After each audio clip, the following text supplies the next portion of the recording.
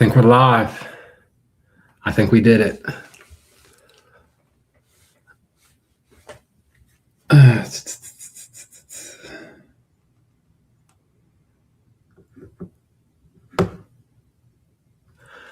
What's going on, everybody?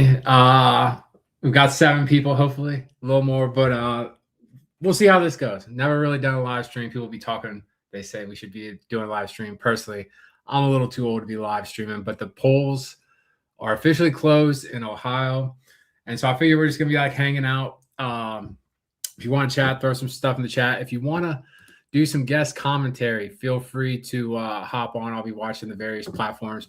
Really not sure what's going on here, but we're gonna get it sorted. Obviously, the big race tonight is Vivek Ramaswamy, the notorious con man, against YouTube Nazi Casey Pooch.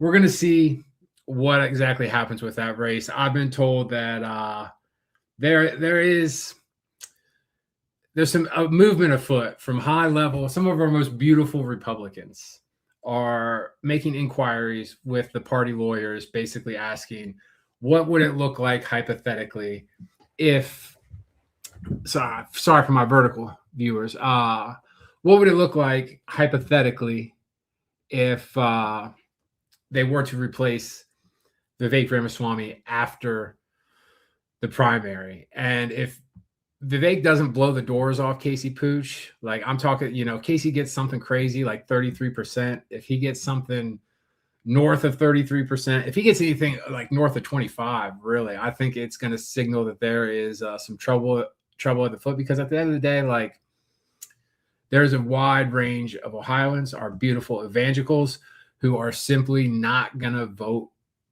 for a Hindu monotheist billionaire. They're just not. Like, they're just straight up not going to do it. Ken Blackwell ran into that problem back in the day. And so I have heard that they are asking around about what that would look like to replace him. The names I'm hearing, Rob McCauley would obviously be one of the top suspects just because he could take over that top spot.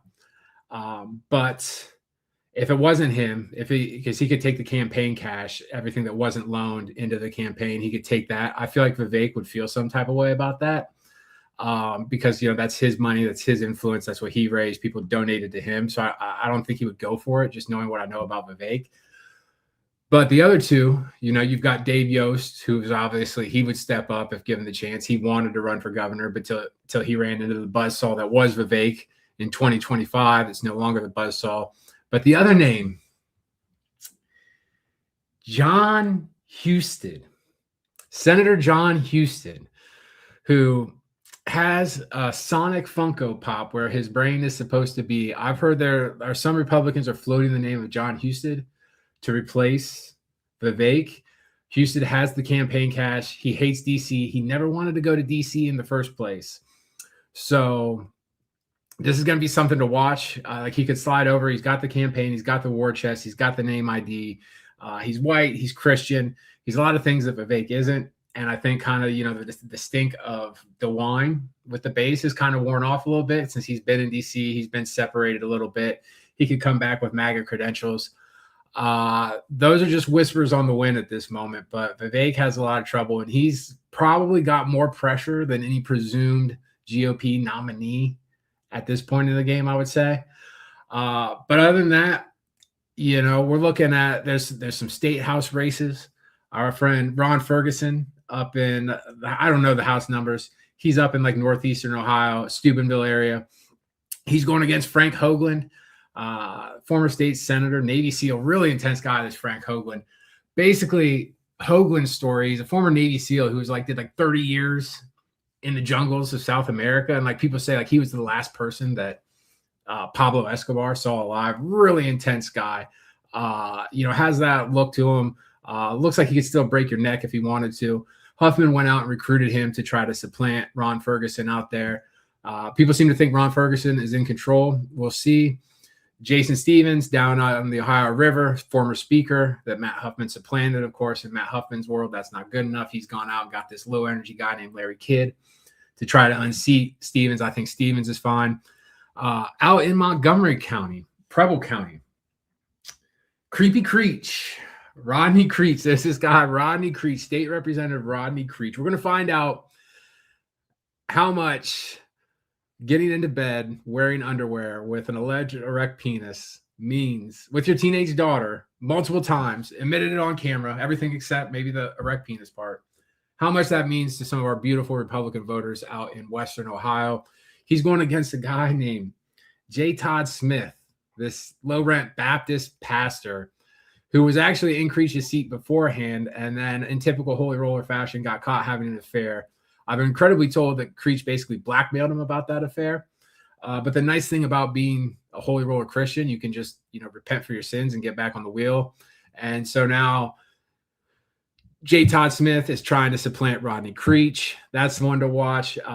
Multiple bangers up in Cleveland. And then down in Columbus, House District 7 with Ukeme, Union Bustin' Ukeme.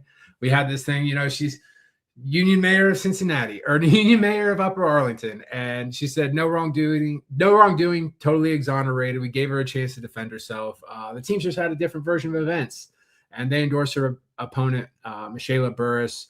There's another newcomer in that race, Dr. Zach Rossfeld. I like him a lot too. He's in Clintonville, and Ukeme and Michaela, they're gonna split the UA vote one way or another. So that's going to be a thing we're going to be pulling up. And as the election results start rolling in, hopefully we might call some state legislators. I don't know. We might just we'll see how it goes. I've got a couple numbers. We might even call the governor, see if the governor picks up. We'll see. We'll see what tonight holds. I'm not going to go crazy long. We'll probably just stick with it until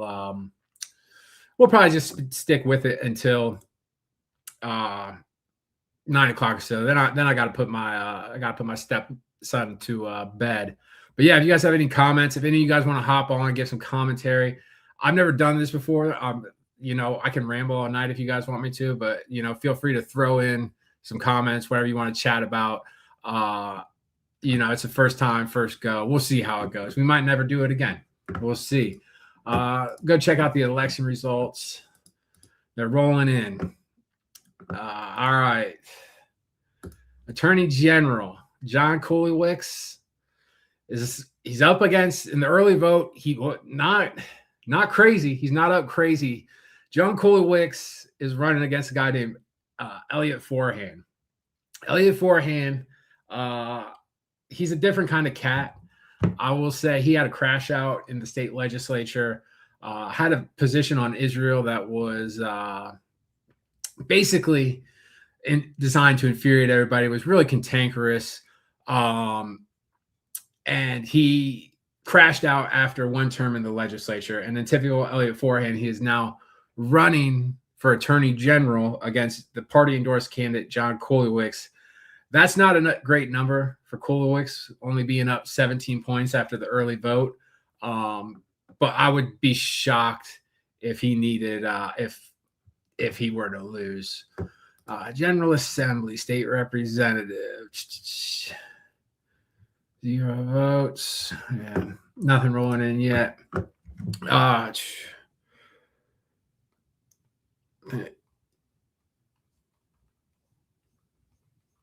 They figure it out. But yeah.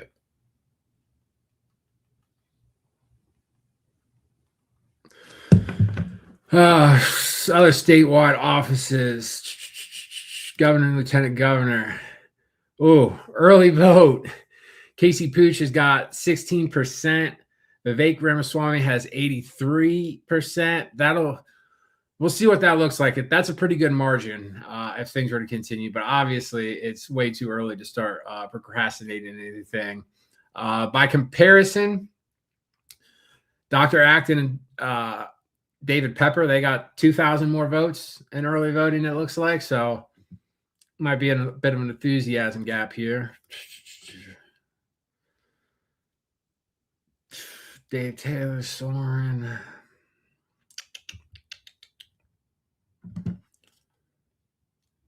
Let's see here. Notifications.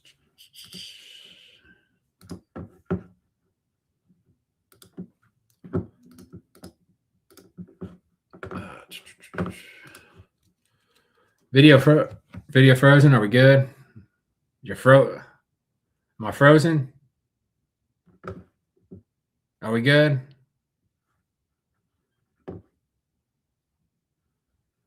It's working. Okay. My bad. My stepson is a bit of a streamer, and he's taking up all our bandwidth. He's playing. Are you winning, son? Yeah, he's playing Roblox right now. My bad. Yeah, keep me posted. Yeah, my bad. I originally thought polls closed at 7. This just shows you how much I know. I'm a political blogger, so I was planning to start this when we had some results to kick off, but we'll get it through.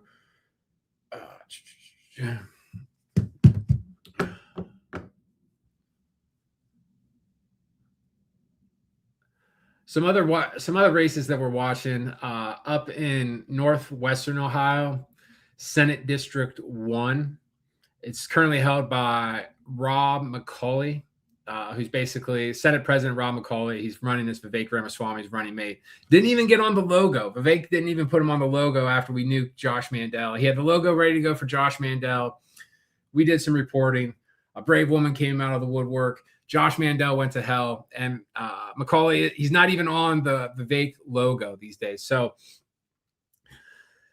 he's out of there, right? And this is Senate District 1. And there's a guy, Jim Hoops, state representative, big guy, kind of, a kindly old man until it's time to like go stomp on trans children or do whatever hobgoblin project the Republicans want to do in the state legislature. He's trying to slide over. And then he's facing this guy, Craig Riedel. Craig Riedel's like, I don't know what he's some sort of business guy, but he's got like more money than God. And what's going on, Caden? He's got more money than God, right? And so he tried to run for Congress against and then J.R. Majewski came out of the woodwork. Right out lost in 2022. He tried to run in 2024. He lost to Mr. Mayor. And so now he's demoted himself to state Senate, and he's going against Jim Hoops. And Riedel has spent that campaign's gotten nasty. Like he's calling Jim Hoops like a trans loving liberal. Like it would be so easy to be a consultant. Like if I hadn't spent my first half of my life drunk, I probably would have been a Republican consultant because it's so easy, right? Like you're just going, like it's just so easy. It's just so easy. And Riedel did all these like nasty ads on Hoops. Like he took this one of him, like, standing with some supporters holding a sign, and he photoshopped a bunch of drag queens in there, peddled the notion that like Jim Hoops was hanging out with drag queens. And I'm told, I don't hang out at Napoleon or in Northwest Ohio too much, but I'm told that a lot of the negative advertising has kind of backfired. So we're going to be watching that race. Commenter says, 10 TV is showing Vivek in the lead against Pooch. That's no surprise. Like Vivek is going to win.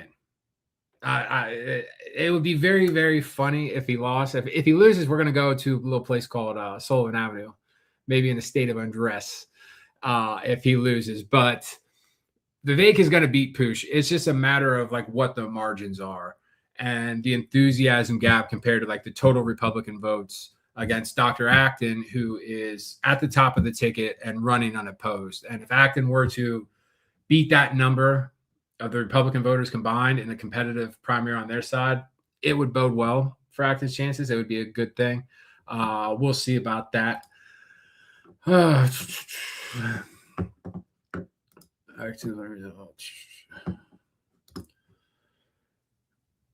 Yeah, Casey Pooch still at 13% of the vote. It's not looking good. It's not, and that's like kind of what I wrote about today with the Republicans. Like we're gonna find out like how far this like neo-Nazi social media influence goes, like these little bots and all these like gremlins. We're gonna see how much like that is worth in a gubernatorial campaign. Do you mind dropping the StreamYard in the chat? Yeah. Hold on. How do I? Okay. See, I'm such a boomer. Like, let's see here. You would think I would just have that. available. Yeah, well, you would think they'd just have it like up here. Maybe I guess just try this.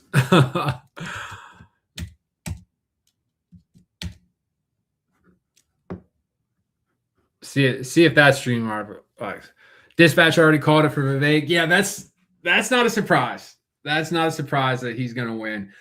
If Pooch was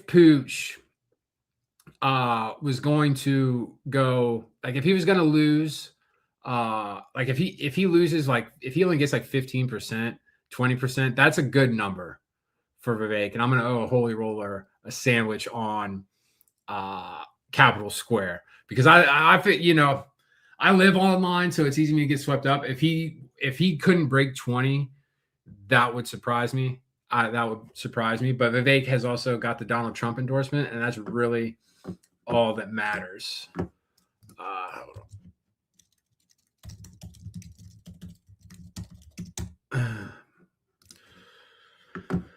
So yeah, the notorious con man. We'll see.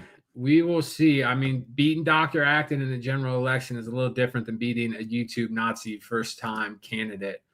But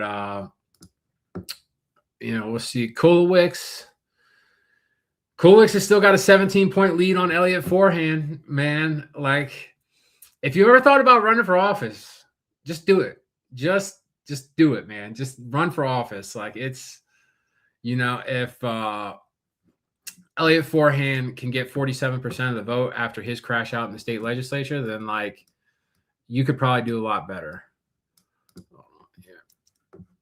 Oh my God. Trying to get a guest in here.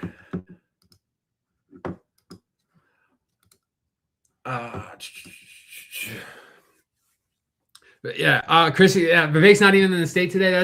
That's not like, that's just who he is. Like, that's just, people don't understand this guy Vivek, man. Like, he's a billion, like he's a billionaire, right? Which just makes him criminally some sort of pervert anyway. But he is just a very weird guy, and he doesn't even like Ohio.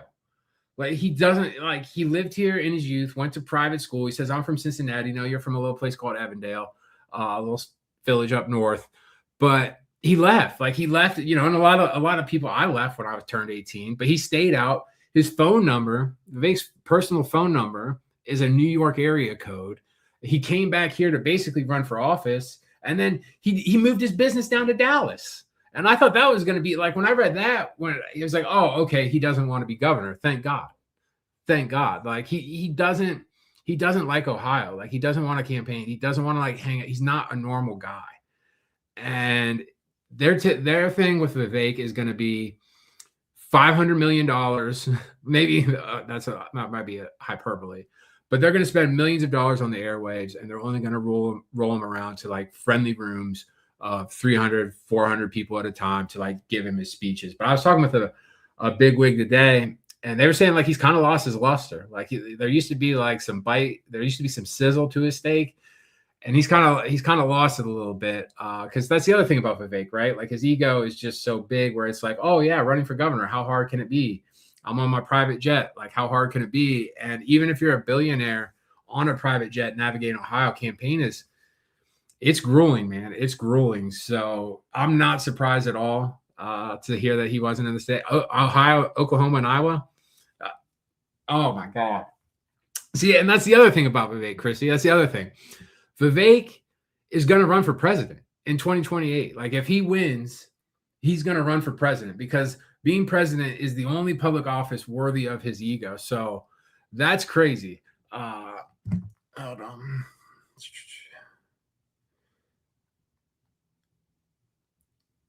We got a big guest coming on, folks. I'll add you to the stage.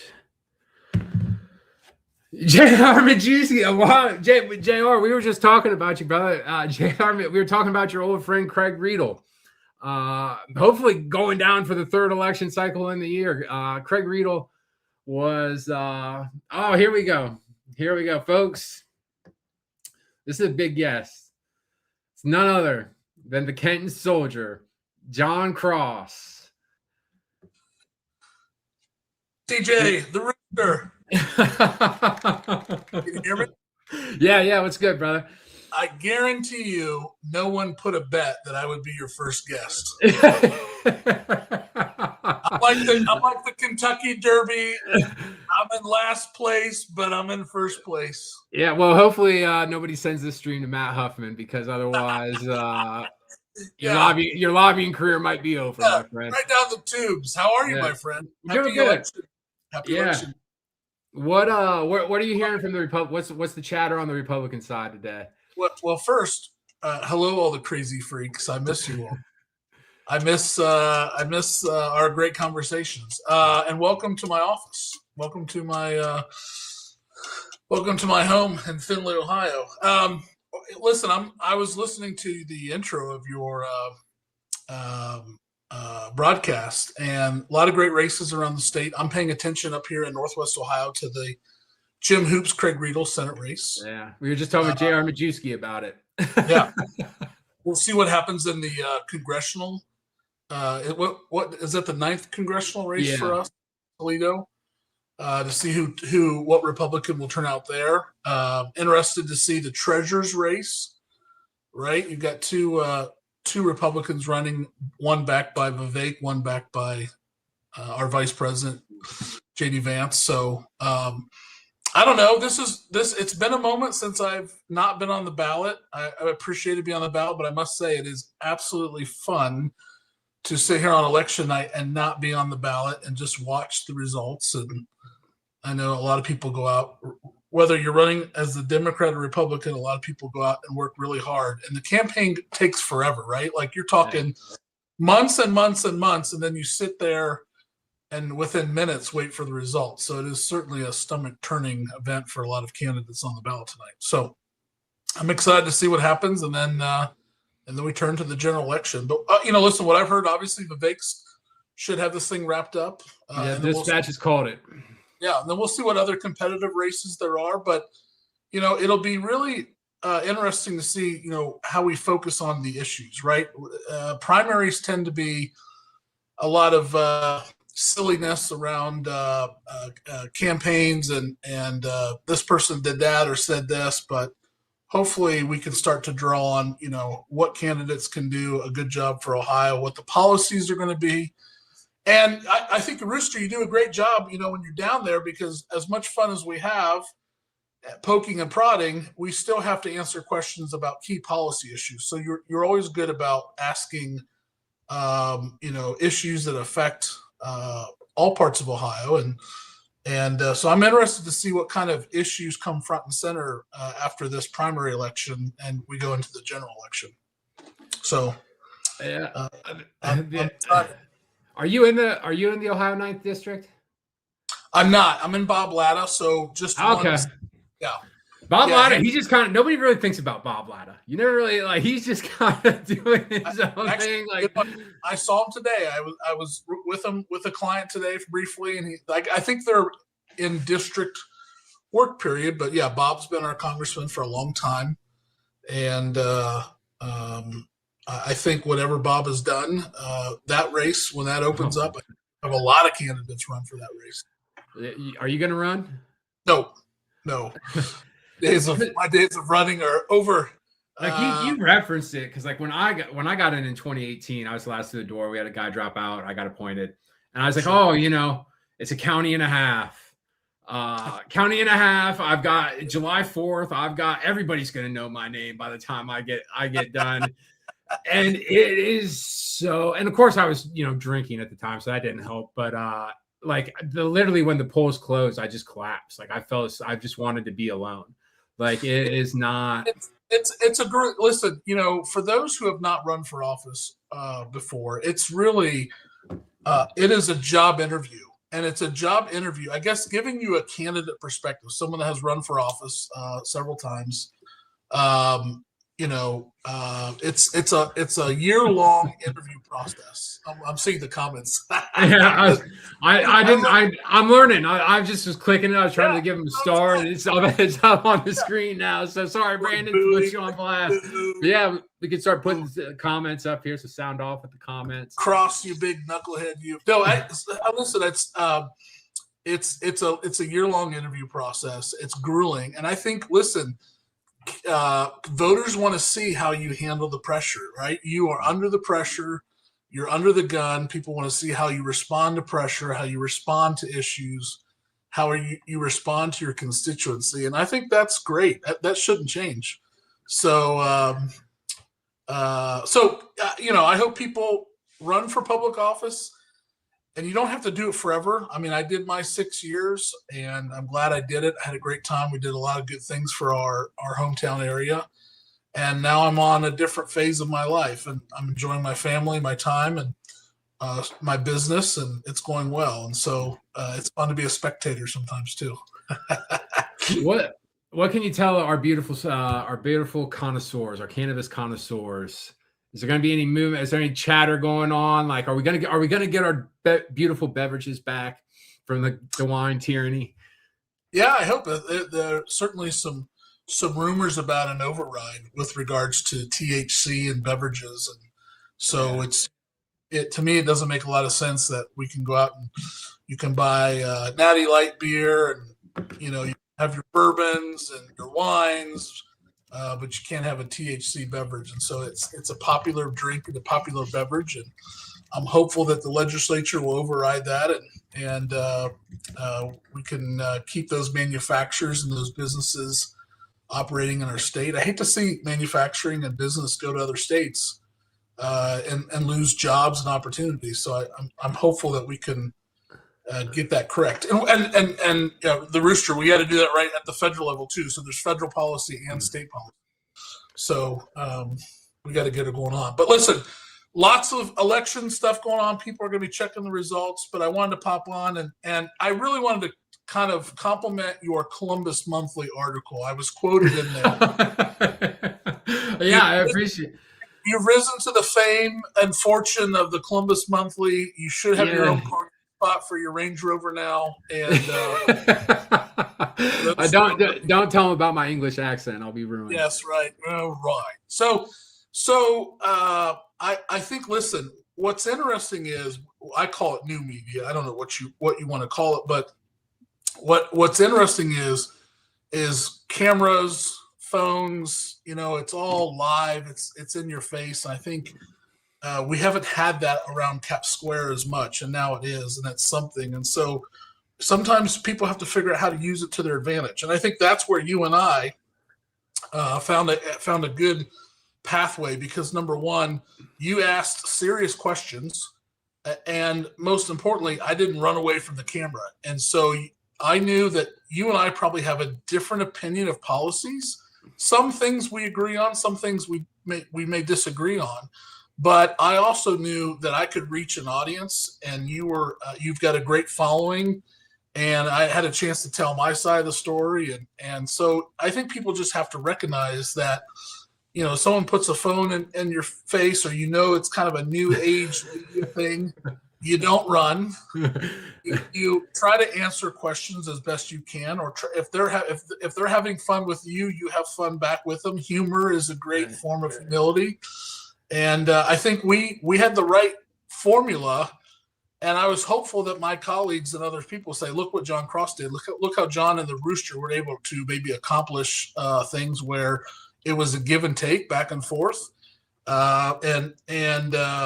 I thought it worked really well. I don't think we were used to that around Cap Square. I think that's now a norm, and there could be more of you in the future. I wish. Right? That's just something. Listen, Rooster, it could be someone from a conservative side too. No, right? It's wide. I've said that it's wide open. The market is wide open for opportunity. And Jack Windsor had it a little going, and then next thing I know, he's bankrupt. Right. But so there's there's opportunities, but I think as a politician or someone who's been elected, you have to learn to figure that out too, and how to communicate at all different levels. So, but again, congratulations on all your article and things that you're doing. I mean, you're not making it easy for everybody, but again, there's audiences, and you can tap into those audiences and try to communicate and have great debate. I just feel like we're missing. I think we have to get back to really good debates, because I've watched you challenge people on policy, and there's been really good conversations about policy and really good debates back and forth.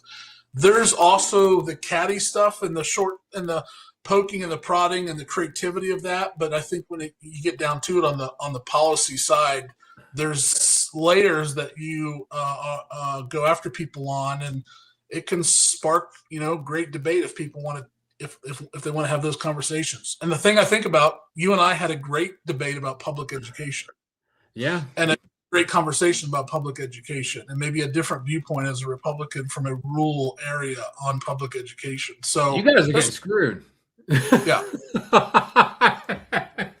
I mean, straight up. I mean, where in Kenton, what's the school choice in Kenton looking like? Yeah, in Hardin County, there's no school choice because there's 5 public schools. There's no Catholic school. There's no private school. Homeschool is an option, but it's Friday night football. It's marching bands. It's homecoming parades. It's just a slice of American pie in Northwest Ohio, and we have no choice. And so choice to us, we always used to joke in high school, choice was what football coach would recruit you to which school district. Yeah. And so when Kenton was the largest school district, our football coach would go around the county and try to poach all the best players from the smaller divisions to come to Kenton, which was the larger school in the district. That's what school choice was to parents. Was that Ben Mock's dad?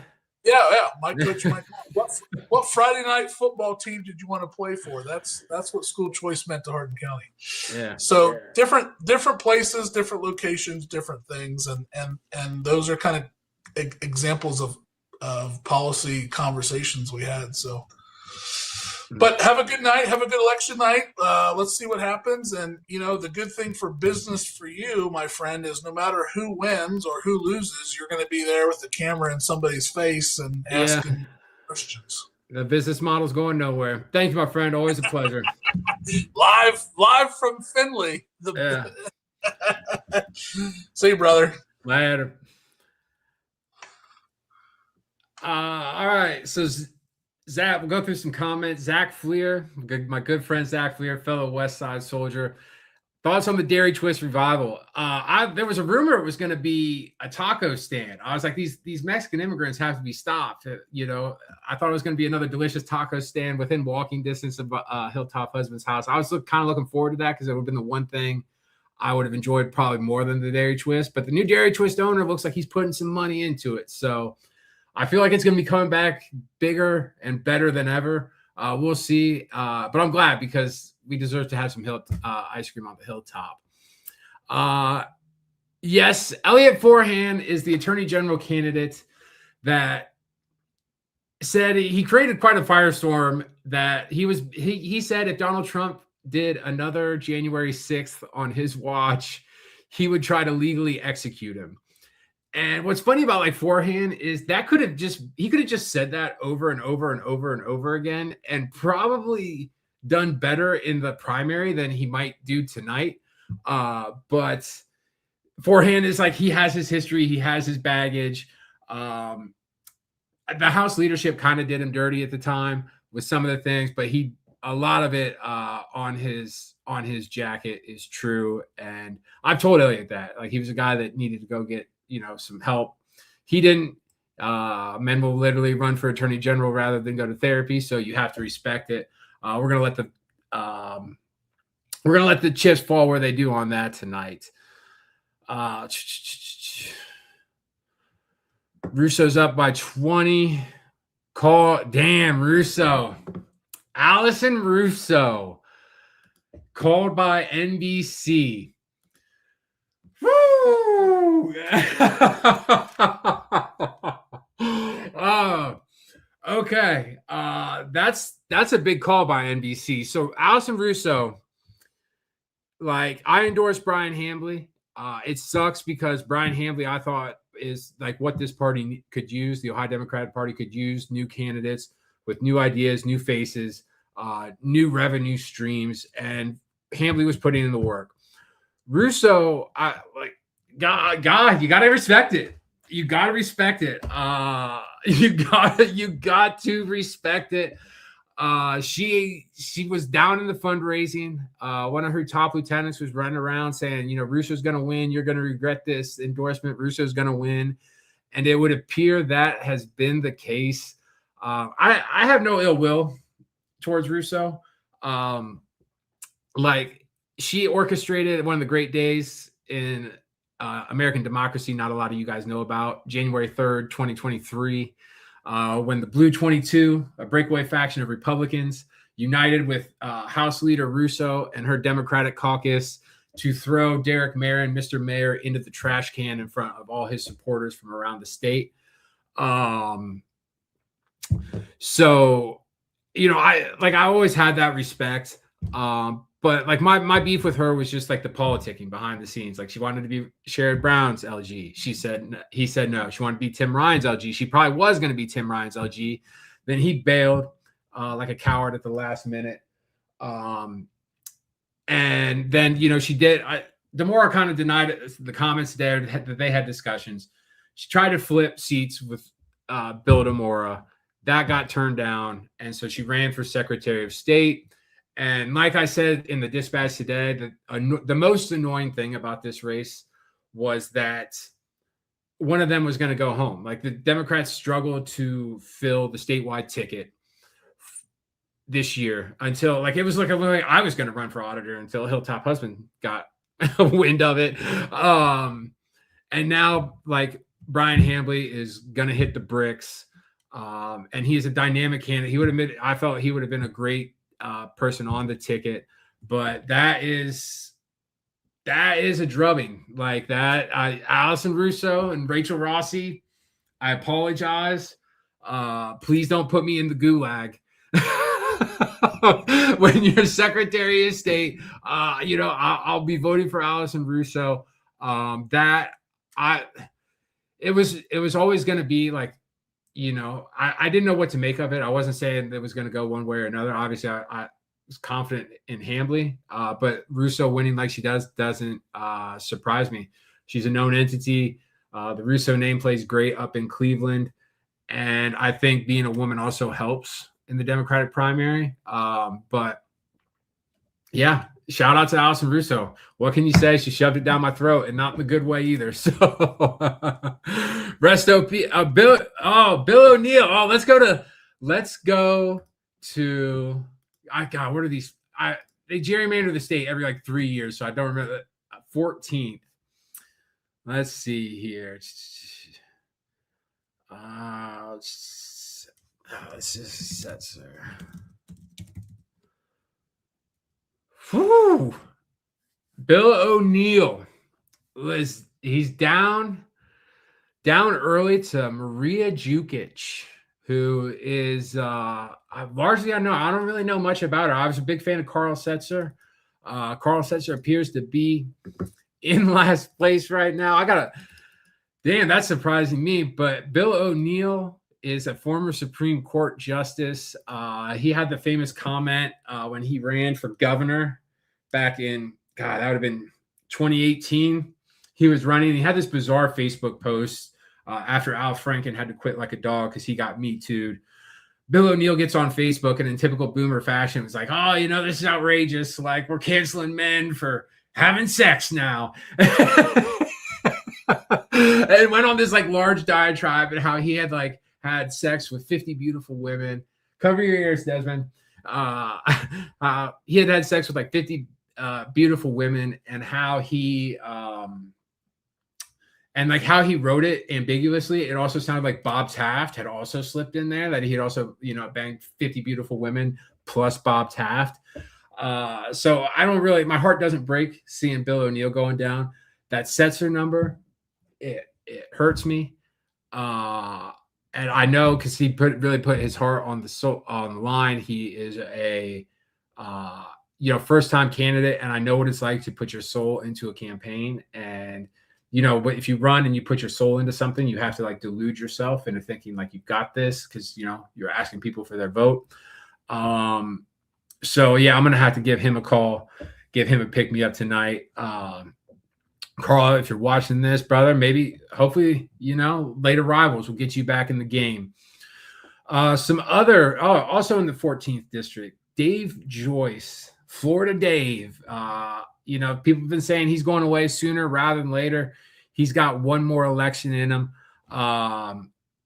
He is living down in Florida, basically. Everybody knows it, but he's very popular in his district, and he's running against a woman named Nikki Frenchco, who came back from the Caribbean, nude beaches in the Caribbean to run for Congress, former Trumbull County Commissioner, who may or may not have gotten caught taking a shit on one of the patios of her political opponents.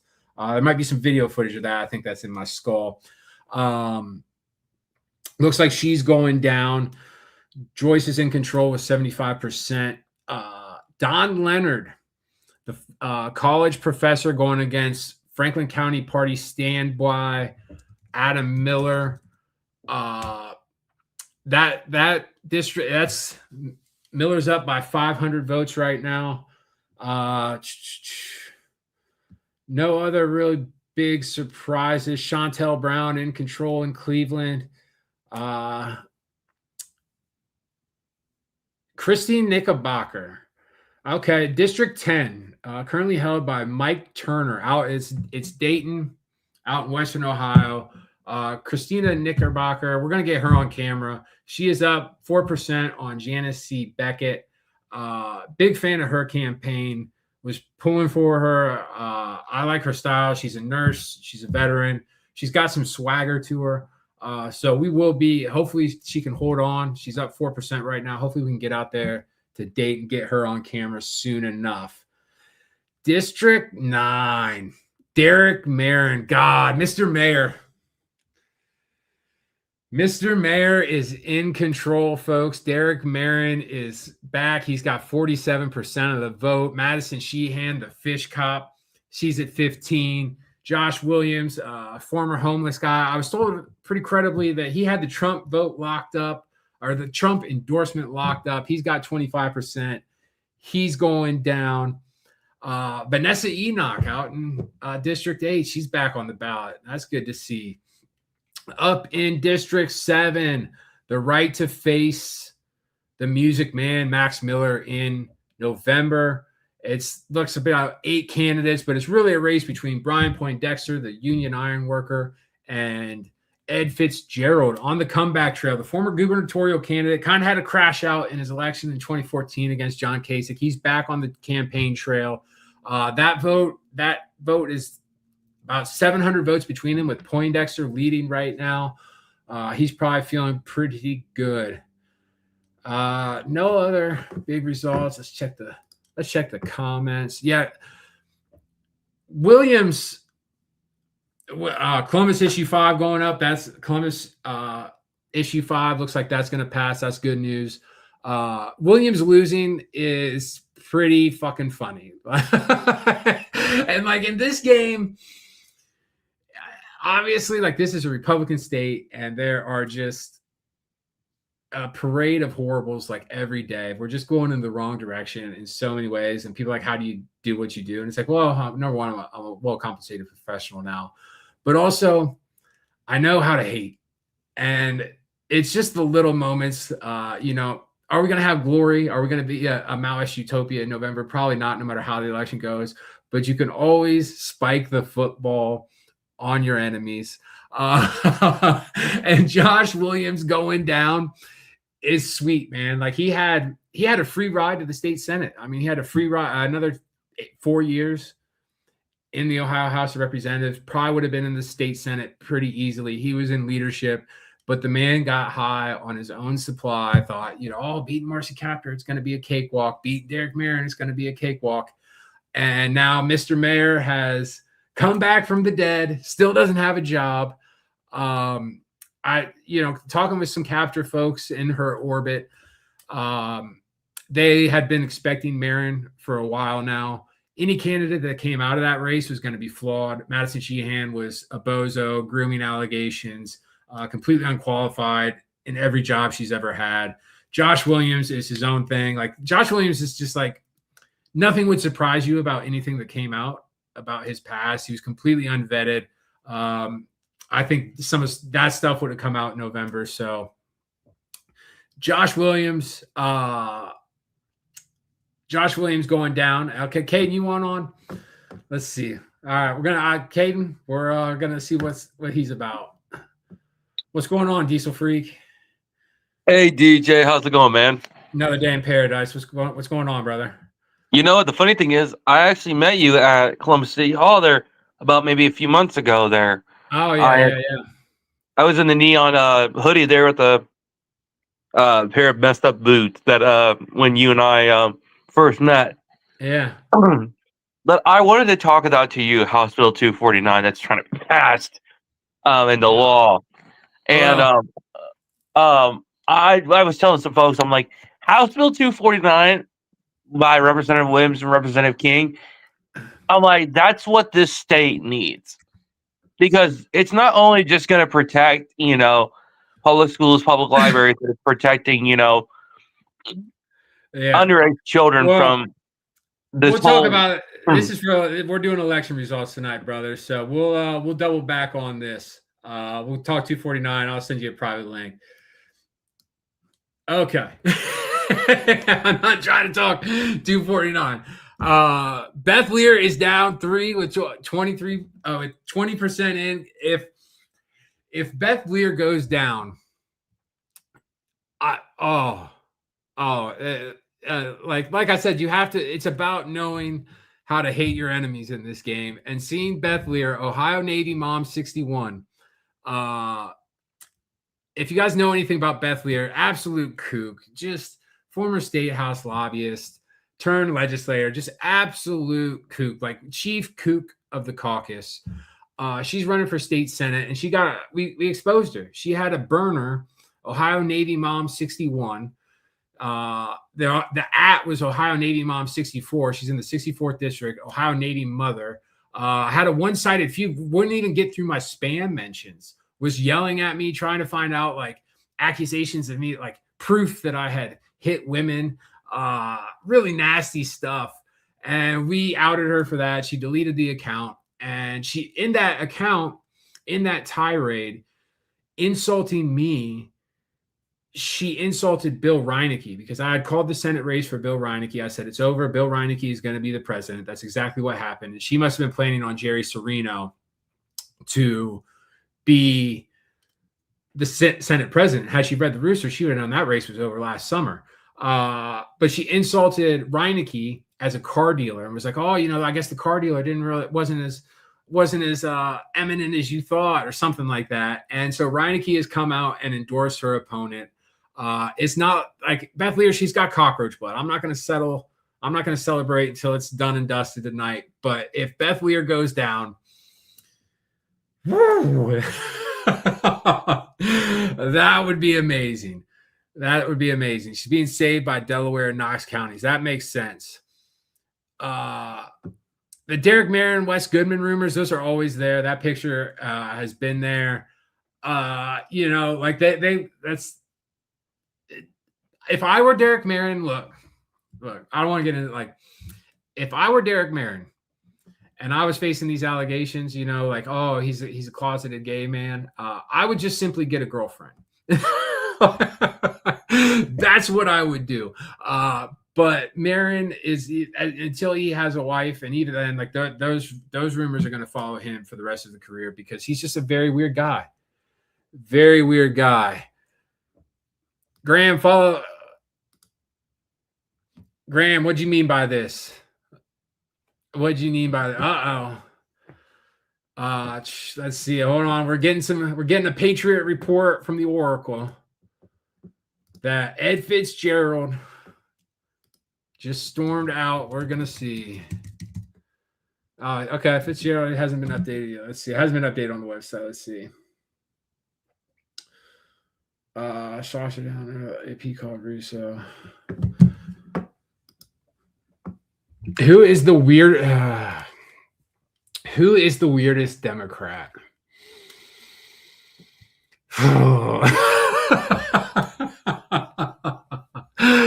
Man, that's tough to say.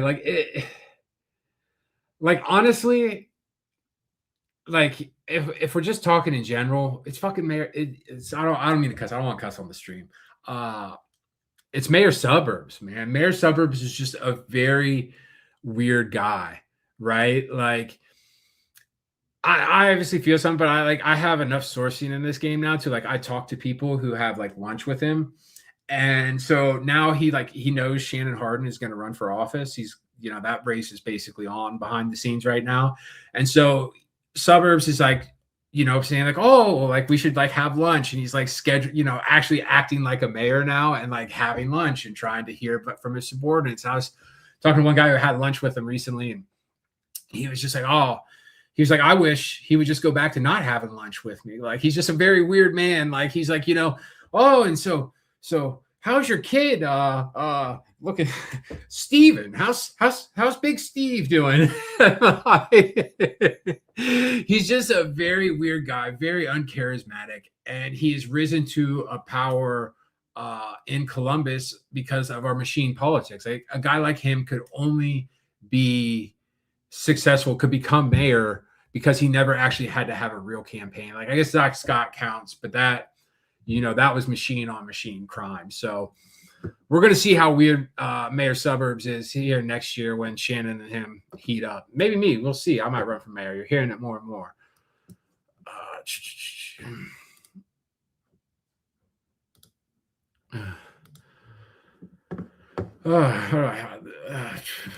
All right. Let's see. Let's go to the voting board. Frank LaRose. Let's see. Statewide offices. Let's go to the General Assembly. Let's go to State Senator. Stacey Baker in District 3, the right to take on my district, right to take on Michelle Reynolds. She is, or Stacey Baker is winning.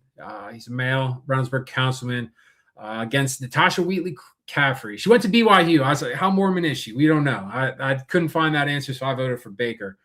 Up in Senate District 1, Craig Riedel is up 54% on Jim Hoops. Riedel, man, if this guy wins, Craig Riedel is one of the dumbest alive. And this guy stole my video. I had this video against Derek Marin where I asked him, are you getting on the Trump train? What's happening, brother? And he was like, I'm just looking out for myself right now. And Riedel used it to paint Marin as an anti-Trump warrior, stole my video, and worse, lost to Mr. Mayor after he stole my video. And so I charged him originally $1,000 for it. That has now been $1,200. And if he wins, the price by the time he gets down to Columbus is going to be $1,500 with accumulating interest. So all of this nastiness he's using against Craig Riedel, he's going to find out how nasty I can be. So I'm hoping Hoops wins in that race. But if it's Riedel, that'll be a lot of fun too.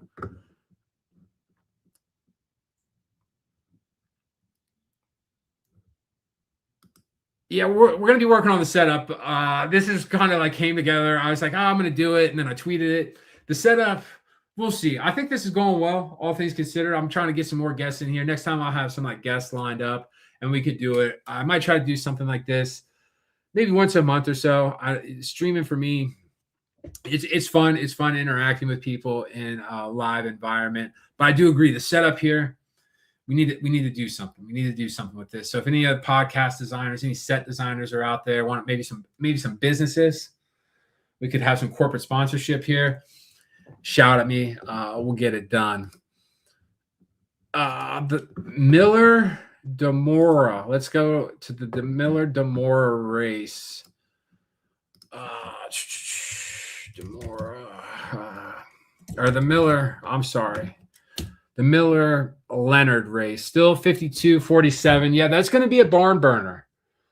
Looks like that's going to come down to election day voting.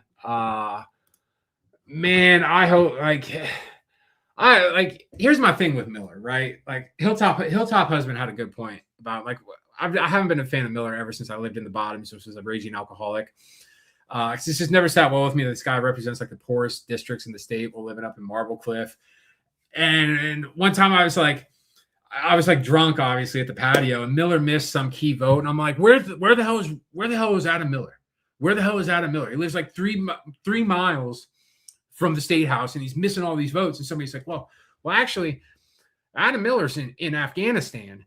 And it's like, well, what the hell is he doing in Afghanistan?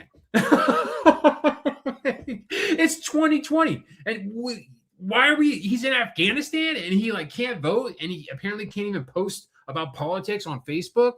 And so he's just been this like insider guy forever, run for Congress last year, lost, doing it again. And he's got all these like streams of income. And Hilltop Husband had it best. Like, we've been hating on this guy for like a decade. Had no clue about his military rank, right? I knew he was like some sort of bigwig. Had no clue about his military rank. He starts falling behind her. He starts sweating Don Leonard. And then all of a sudden it's Colonel Adam Miller. Oh, the Colonel. I'm Colonel Adam Miller. I just feel some type of way against this guy. Like, will I vote for him against Mike Carey? Yes, because I don't vote for Republicans, and Mike Carey also did nothing to get my Twitter account back, led me on, which we will be litigating later. But I'm praying for Don Leonard. I just a fresher breath air. What, like, this city? We'll save it for later.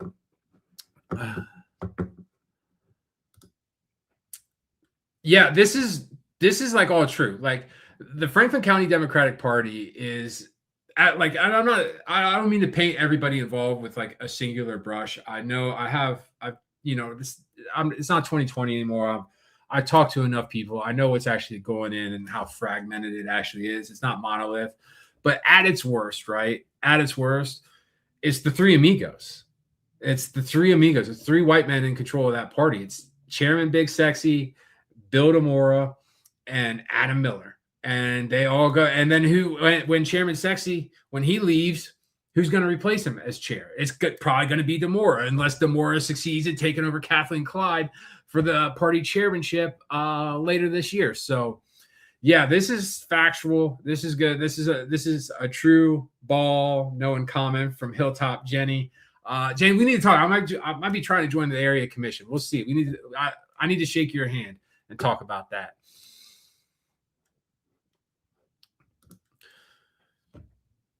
Yes. So this is probably the most interesting Republican race, right? I agree with this comment. The treasurer's race, right? We're all concerned about the treasurer. The treasurer, like nobody wants to be the treasurer, right? Nobody wants to be the treasurer because I think, you're making six figures. You're not doing anything. You're just, pushing numbers around, doing some investments, sending $700 million to Israel or whatever it is. You're not doing anything. Like, I figure it would be a great job, but people don't want to be treasurer, especially Republicans, because it's not a political job. They can't like get their headlines and do like, right-wing reactionary stuff in the treasurer's job. So it's kind of like just seen as like an 8-year vacation to get your name on the statewide ballot so you can move up. And in this race, we've got in one corner, Senator Slave Shackle, Christina Rogner. I use the phrase stone cold geeky freak because that's exactly what she is. She's a stone cold geeky freak. Like, she displays this slave shackle. I post about it. Everybody says, well, that's a wine glass. That's a wine glass. That's not a slave shackle. That's a slave shackle. Literally gave her a week to prepare a story. Bust her up in the Senate chamber, which I'm no longer allowed to do. And she's like, oh, yeah, it's an African artifact, but it can't be a slave shackle because it opens. Slave shackles open. Like, how do you think they closed? It was so bizarre. And then I got a tip from the same person who gave me that, said she's got this Nazi dagger. And I show her this Nazi dagger, and she's like, oh, no, I don't have one of those. She's like, but I've seen one of those. And it's like, where did you see it? She's like, oh, I was viewing a World War II collection. And I was like, oh, with Nazi stuff? And she's like, oh, yeah, there was Nazi stuff in this. I was like, well, how much of this Nazi stuff was in this World War II collection? She's like, oh, very little. And, you know, me personally, I like my World War II collections without Nazi memorabilia. And then you had a guy who was on the school board up there that said, up in Hudson, said that Christina brought in a copy of Mein Kampf to like, as like some historical day to like her children's schools. And so she is just like bizarre, very weird individual. We chat, we're friendly, but like, it's like, oh, you are like a fascist. You are a Christian fascist in every sense. So that's her. That's what she's running for. She's got the endorsement of Vivek because her husband invested in his companies early. She campaigned for him as president against Donald Trump in 2024. And then on the other side, you've got Jay Edwards, former House Finance Chairman. He was Larry Householder's top lieutenant. You got this facts of the case. Was never charged, but Jay, I like Jay. He supports unions as much as any Republican can. And really early up in my days up at the State House, there was a very well-respected labor lobbyist. And we were talking about Mr. Edwards, and he said, you know, I get lied to all the time up here by Republicans and sometimes even Democrats. And they're like, Jay Edwards has never lied to me. And voted, and he had some really tough votes during the Blue 22. And I've come to have about as much as respect as I can for a Republican. He's in the other corner, but it's like I wrote today. Obviously, I'm cheering for Edwards. People have been like, why aren't you boosting Edwards more? It's like, it doesn't help Edwards for me to be talking about him during the campaign. But if he were to lose, most people I talk to think it's going to be Edwards. But if he were to lose, the silver lining to that is J.D. Vance doesn't have the juice to get a state treasurer's candidate over the finish line. So this is going to be one of the more interesting results. And it's really the MAGA wing against like the DeWine Country Club wing trying to maintain influence. Because if there's one thing about Jay Edwards that MAGA likes about him, he is hated by the right people. And so, and that, frankly, that's why I like him too. So this is a good comment. This is definitely going to be a thing to watch.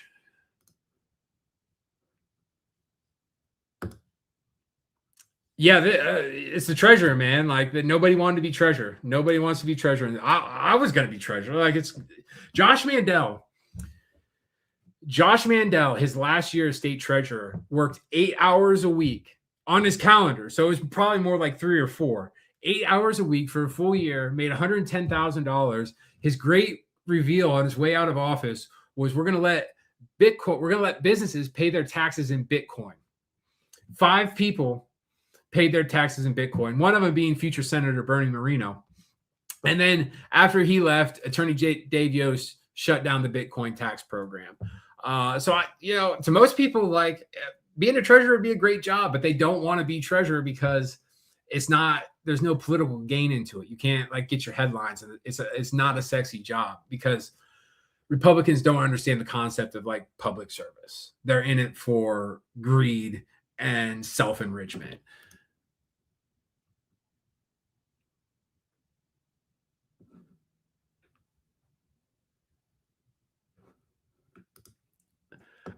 Okay, I see. I wish I would have known this. I wish because I was a little like, I'm a little bigoted against the Mormons.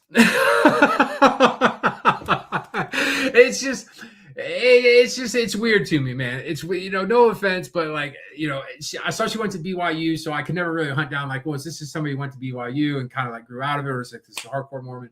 But I would be willing to look past the Mormonism.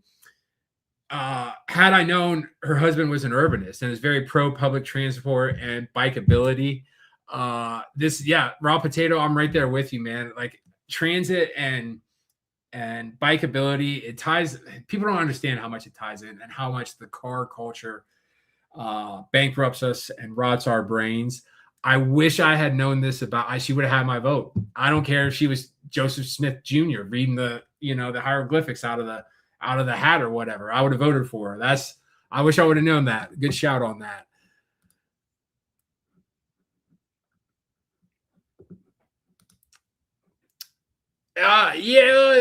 Okay. This is like, are you like one of the avid cyclists?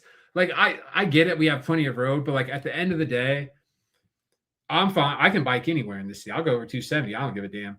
But at the end of the day, like if people aren't feeling safe, like if it's not safe enough for a new mom to take her newborn down on a bike, like it's not good enough. Like only you have to be crazy to do what I do, like ride, my bike down the middle of Sullivan Avenue. And if we're ever going to get like more people out of the cars and out, onto bikes and micro mobility and out of the cars, then we need to build the infrastructure. Like it just has to be that way. Like people want to feel safe. And like I talk to a lot of people and they're like, I would love to bike, but it's just insane around here. And I agree. Like you have to be insane a little bit like me or have no other option. Like I don't even drive a car to get behind, to get on a car. So I like, sure, it's fine for me. Like we have plenty of road for me, but I want other people to experience the joys of biking. And that's why I always back bike lanes, bike infrastructure, and on and on and on. Especially in a town like Columbus, we're flat. Like it's flat here. Like it should be biking utopia, but instead we split our city into like 8 different pieces with urban highways, and we're just designed around cars. And I think we could do a lot better.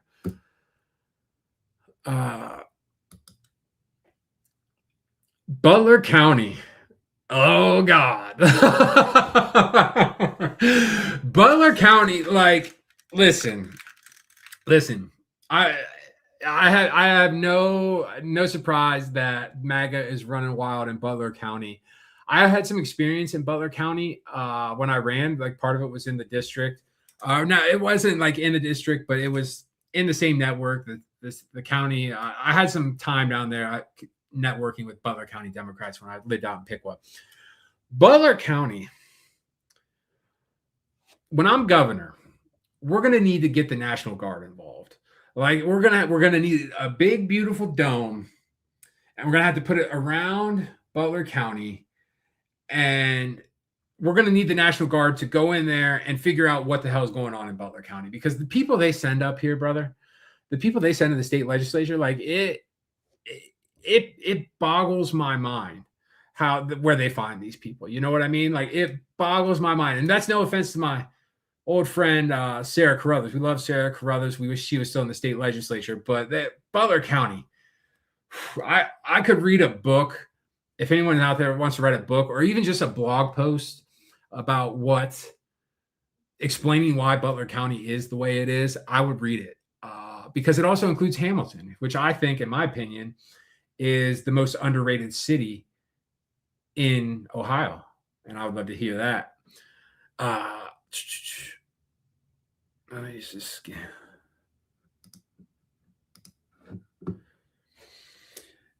Yeah, so this is about Adam Miller at the State House. The thing about Miller, and this is just true, like, and I don't go in, like people think, oh, I'm being unfair to these people. I'm actually pretty fair to these people now. Like Miller is the type of guy that treats people different if they're below him. Like if he sees you as an equal or he sees you above you, then you get a different kind of Adam Miller. But if he sees somebody, because he's like a military guy, right? And that's how it goes in the military. Like you eat a bunch of shit, you climb the ladder because showing you can eat all the shit, and then you get to turn around and shit on other people. And I was talking, I got a tip from one guy, one of his former like staffers on the campaign was like basically his wait staff. He had some campaign event at his house, and he was just saying, beer me. Hey, you go get me a beer. Wouldn't even like give his name. Like staffers would like show up multiple times. He would like forget their names.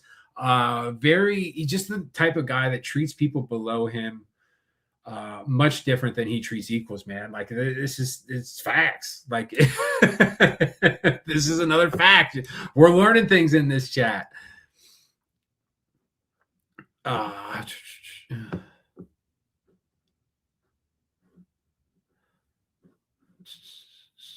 Let's see here.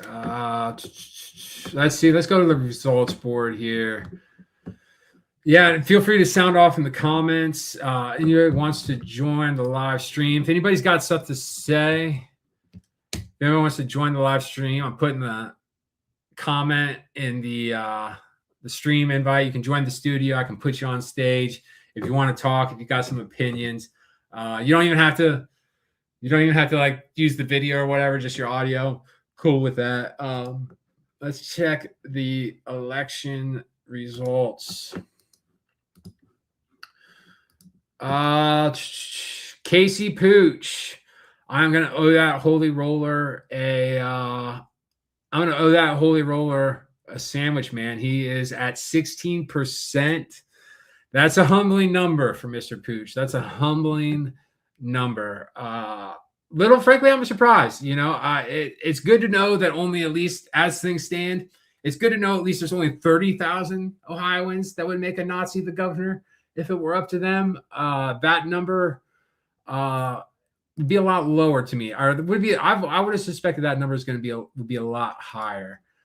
U.S. Congress. Let's go check in on Adam Miller. Adam Miller's up 53% of the vote. It's 46. Don Leonard. It's 8,000 votes, man. Like, we'll see what happens with that. But like, if that's 8,000 votes, like total, like that's deciding congressional races. That's crazy. Greg Landsman is in control against Damon Lynch. I wanted to like Damon. He's not ready for prime time yet. Kind of had a crash out in the Patriots caucus chat. What's going on? Scott Woods, Mr. Woods. It's a lot of y'all don't know Mr. Woods. This is a certified. Where am I pointing here? Yeah, certified. One of the OGs in the writing game. Give this guy a follow if you're on Facebook. Mr. Woods. I didn't catch a lot of flack. A lot more than like he did. Because that's, I think I've proven that I can heckle these people and I can have my little quips and I can, do the bust ups if they make me work it. And I can be, the aggressive asshole if I want to be. I would say in 2024, I probably doesn't seem just what I post on social media, but in my writing and on the newsletter, I kind of made a point where like I want to do more conversational stuff and sit down and conversate, because at the end of the day, I can only be right on everything all the time, but I want to hear other perspectives. And I thought, like, as my audience and reach grows, I want to, I feel it's fair to like sit down and have a conversation. Like, they're the ones with power. If they want to use my audience, that's fine too. So I didn't really get a lot of flack on my end. I think Shannon caught a lot of flack because, he's going to run for mayor. And I think, to me, just being an observer, it was the McCoy Park NWSL deal was just such a chance for him to, differentiate himself from mayor suburbs and say, no, like, this is going to be different. These corporations are not going to dictate to us. They're not going to steal a park from that's promised to disabled people. And Harden, to his credit, like he made the deal better. I'll give him that. He made the deal a lot better, but he in typical politician fashion, like he wanted to satisfy all sides and make a deal. And he kind of, in my view, lit himself on fire. So that is going to set that's going to be a big issue. I feel like when people come back, when he's trying to differentiate himself in 2027. So, but I applaud Shannon. For it, because like at the end of the day, Democrats, especially on the Democratic side, they're scared to have a conversation like that. Like I've been pretty mean to Shannon in the past, and I probably treated him unfairly in retrospect, but he was willing to like sit down and have a conversation, knowing once that camera starts rolling, I could throw a grenade into the conversation at all times.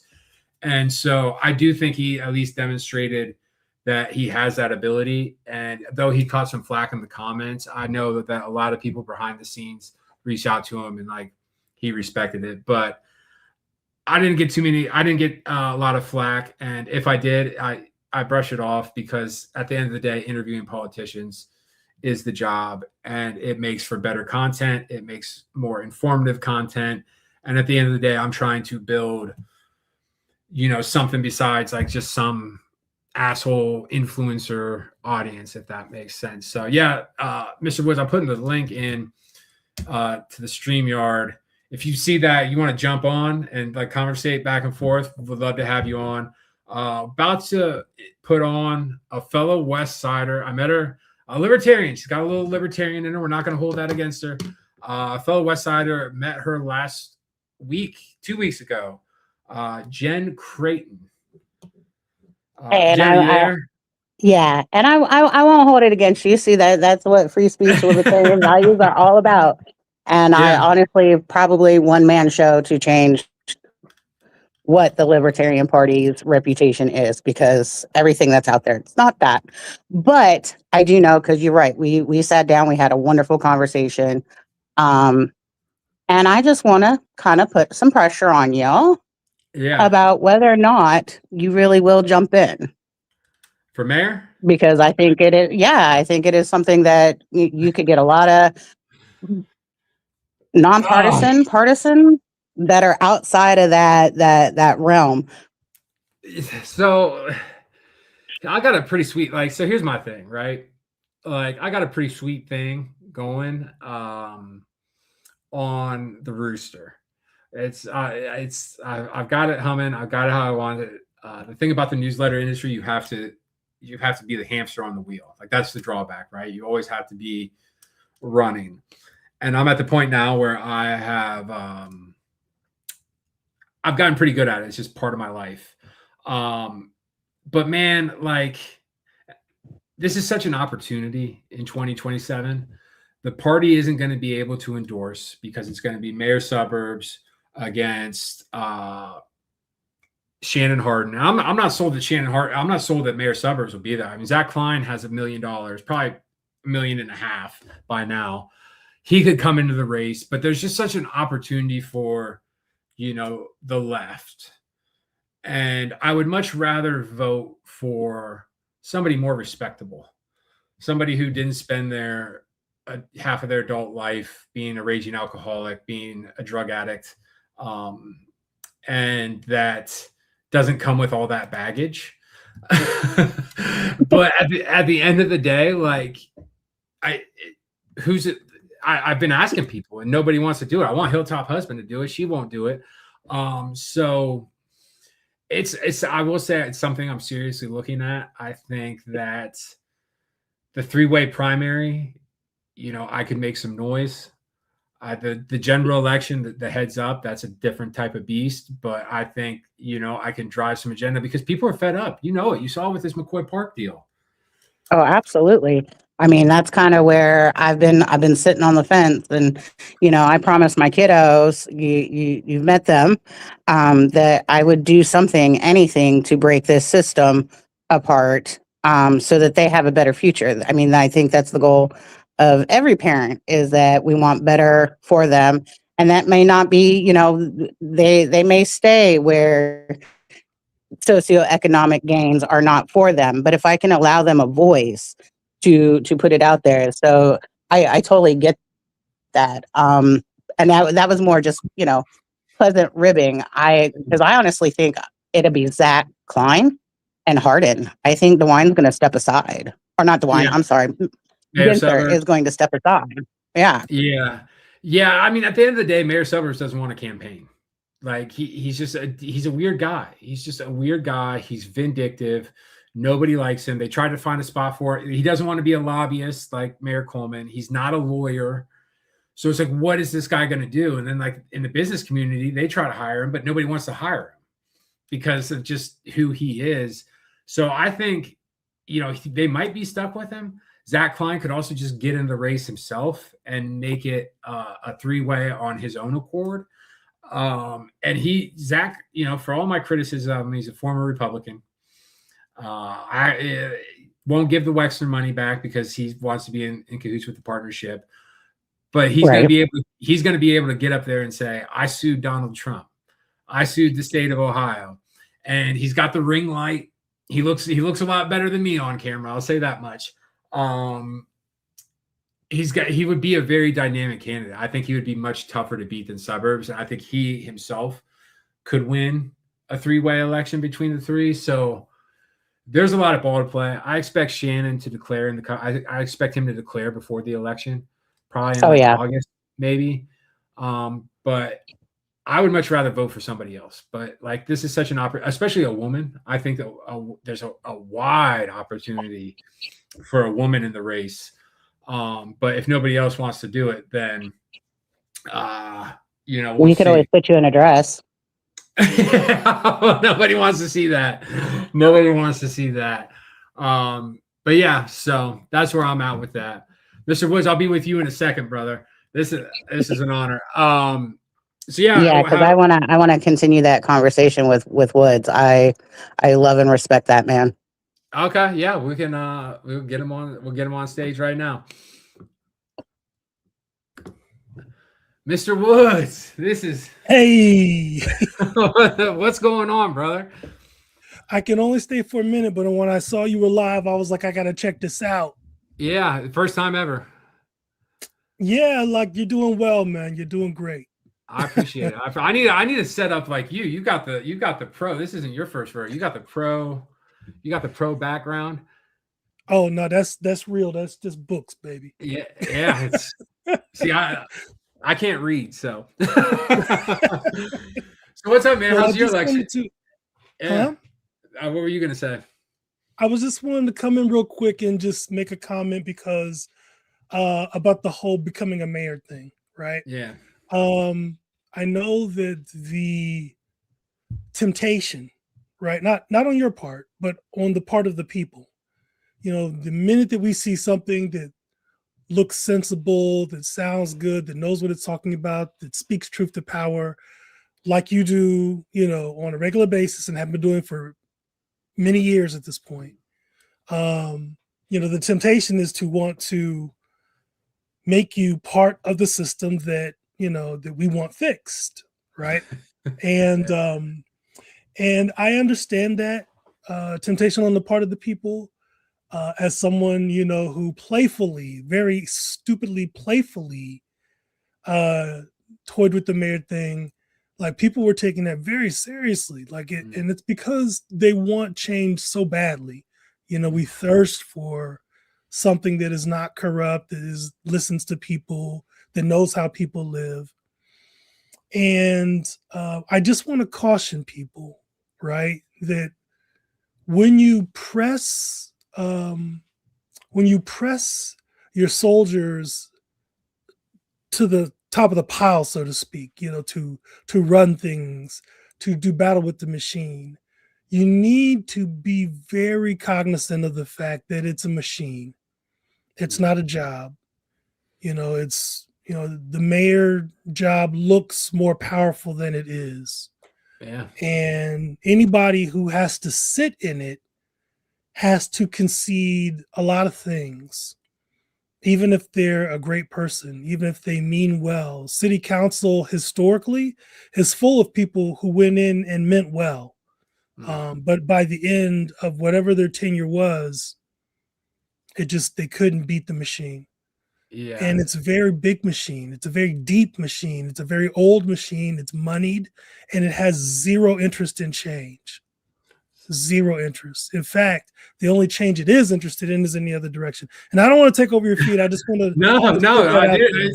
This is music. Like you're that's a profound statement. We have a saying in like AA. I'm in NA, but it was back in my AA days.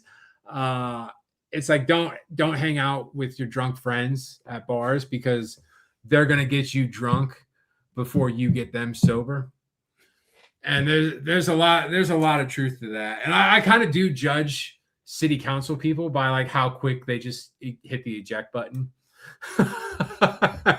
I think that's another problem with Columbus too, especially like on our side, the lack of institutional knowledge.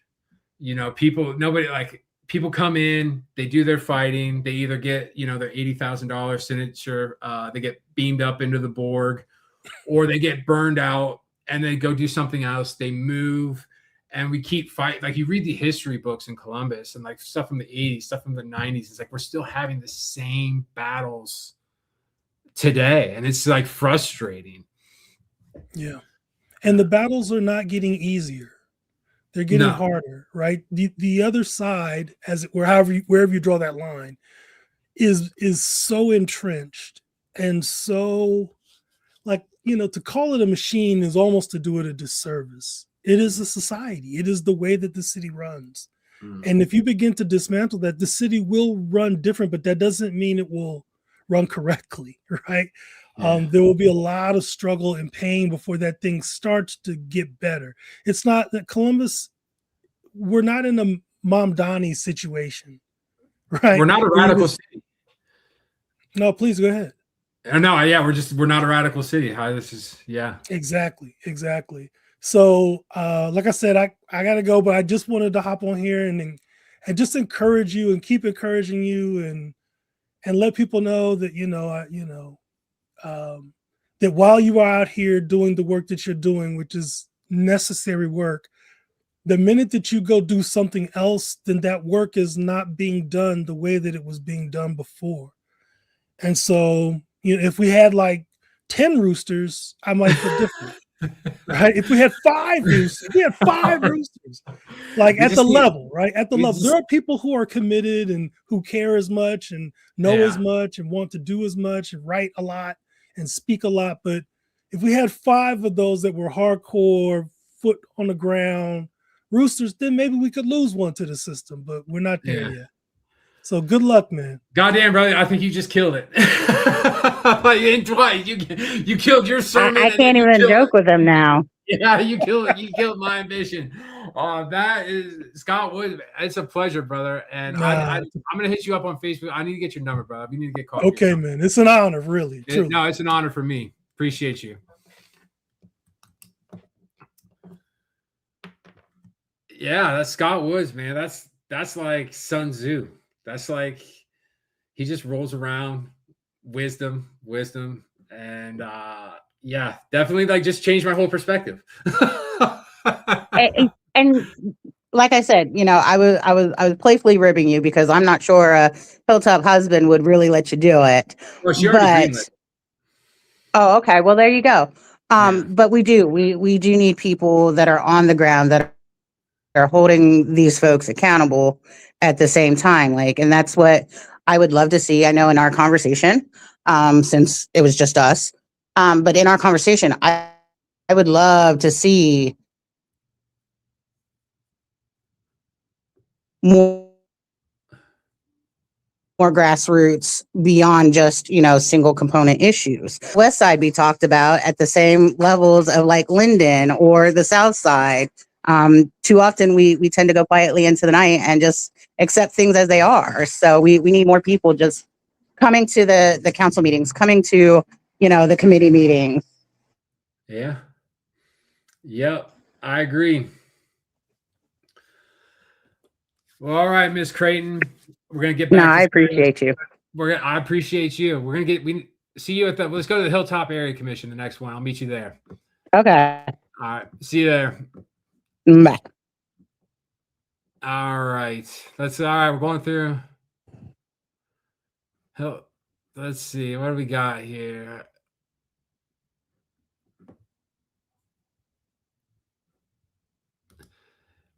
If I ran for mayor, you start with here's the thing. Joe Motil, and God love Joe Motil. Joe Motil got 36% of the vote against the mayor by just being a guy out about town. And I feel like there's just such anger in this city, F these people. And it's a nonpartisan. I mean, Republicans can vote, independents can vote, the whole 9 yards. I figure if you just put your hat in the ring, an outside establishment, a credible, not like some loon. I feel like you start with 20% of the vote on just that instinct alone. And so I couldn't be in the general election. That's a different scenario. Could I beat Shannon Hardin in the general election? Could I beat the mayor in the general election? That would be a tough road to hoe, but you could definitely cost one of them a shot at the primary or at the general election, just because I could talk about in ways that they can't. And so I was thinking about it honestly, but then Scott Woods came through and he just dumped 19th century wisdom on you. Got the hell out of Dodge. So I think that went away. Shout out to Scott Woods. He probably saved me a lot of time.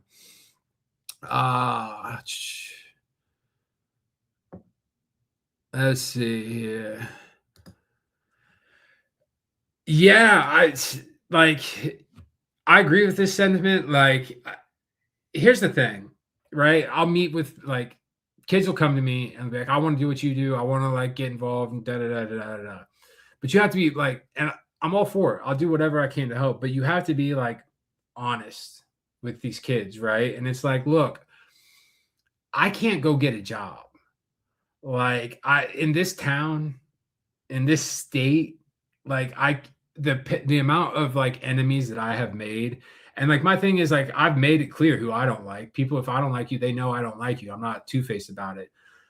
In my business, I don't know all of my enemies. Like there are people out there, very powerful people. They're just like, fuck that asshole.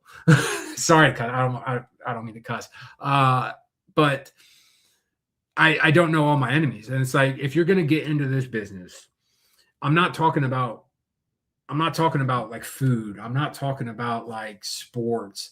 I'm not, you see all these influencers, all these, oh, I got millions of followers because I'm talking about like, sneakers or whatever. Like in this business, like if you're causing these people grief, you're in it for life. Like I can't go do anything else now. And once you have that like conversation with people, the idea, like especially young people, like, well, okay, well maybe I'll go, try to do something normal then real quick. And really me, I only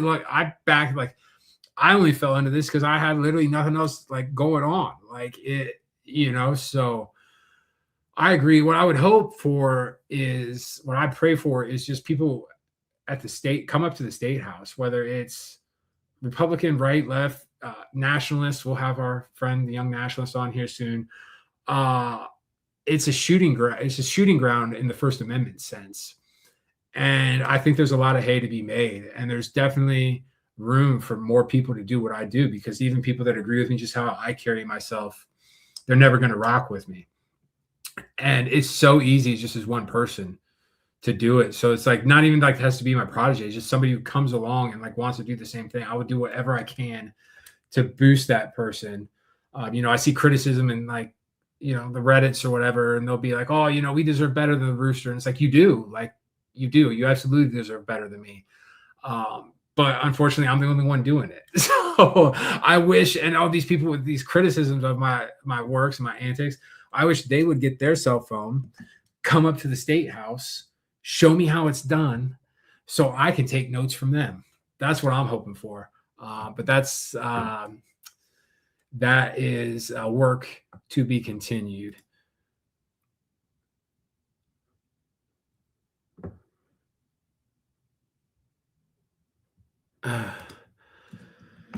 Cincinnati content. See, that's another thing. That's I would also, if anybody out there in Cincinnati wants to write or get involved, I am like so bound by Columbus. Like I'm more connected up in Cleveland than I am in Cincinnati. My brother lives in Covington. It's just so tough. Like it's so tough, right? Like there's like some big things that could pop up on my radar. But it's like a whole Cleveland and Cincinnati, they could have their own what I do down there. So like if anybody like wants to get involved and like start producing Cincinnati style content on the blog, I won't pay you in like bricks of gold, but I will pay you good market rate. And also I have this one weird trick of I pay you before we run the article. Because in the freelance game, like they run your article and then you have to like run them down for like the next 6 months to get paid. We don't do that. So yeah, I agree. We could use some more Cincinnati content. Cincinnati is a very interesting city. I used to be one of those guys that was like, oh, Cincinnati, like, oh, Kentucky. No, Cincinnati is a very unique city. I've got nothing but love. Unfortunately, just because of my work up here with the State House, City Council, Les Wexner, corporations, Ohio State, it's tough for me to be as plugged in as I could be down in Cincinnati. So if anybody else, 3C Syndicate, like if you know anyone down there in Cincinnati, please send them my way. Because the thing about like Cincinnati, like Columbus is like new school corrupt. We're like country club, like low rent, like car dealer kind of corrupt. Cincinnati and Cleveland are like old school mafia corrupt. And it goes back to their ethnic histories, and they had the industrial base and on and on and on. And like, we're just the new money kind of, 5 suburbs in a trench coat city coming up in the game, and they'll have the more establishment. So yeah, I would love more Cincinnati content. If you have any story ideas, always feel free to like tip me, dirt.tips anonymously, anything you want me to write about, I can try to get into it, but I'm like swamped up here. But yeah, shout out to Cincinnati.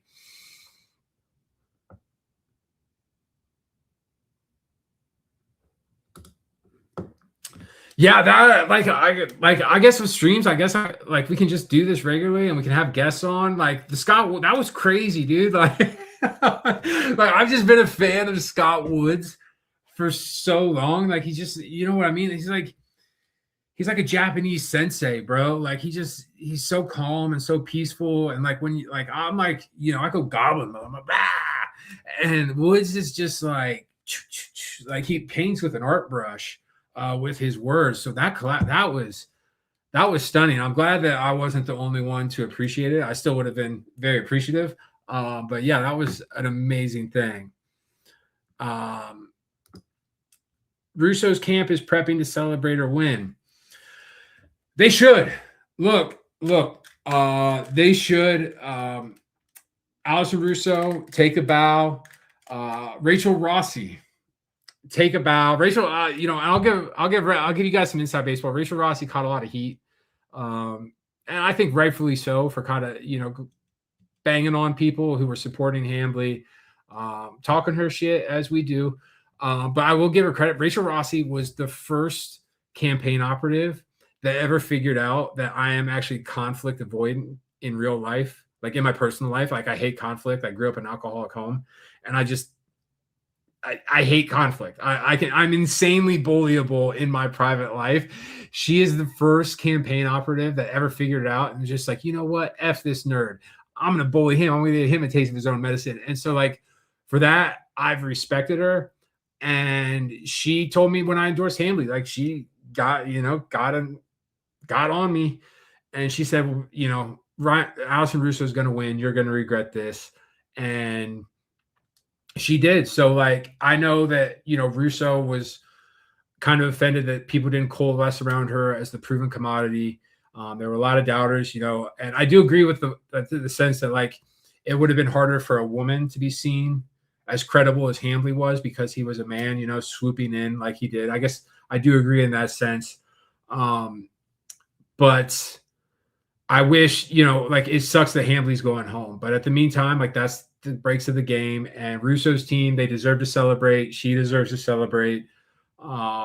She won. I mean, she was outraised, didn't have the party endorsements, and she won big, and you have to respect it. So her team deserves the flowers, and they should have fun tonight, and I will be voting for her in November. God bless.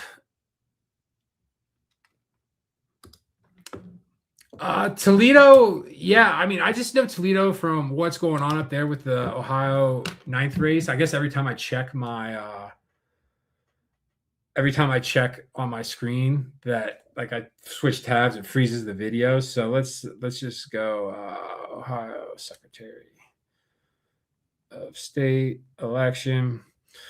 Like Toledo is, I've got some connections up in Toledo, but it's a lot like I put it on like the tier with like the Daytons and Akrons of, the industrial cities that were kind of hollowed out, and they sold their infrastructures out to like the cars and stuff, and they're kind of having to do some infill building. But like I actually like Toledo. My mom went to grad school up there, so I've got some connections up there. Let's see here. Live results. Oh my God.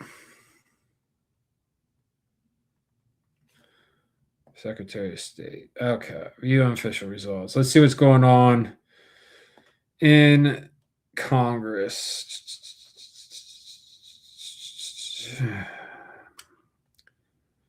Representative for Congress. Hancock.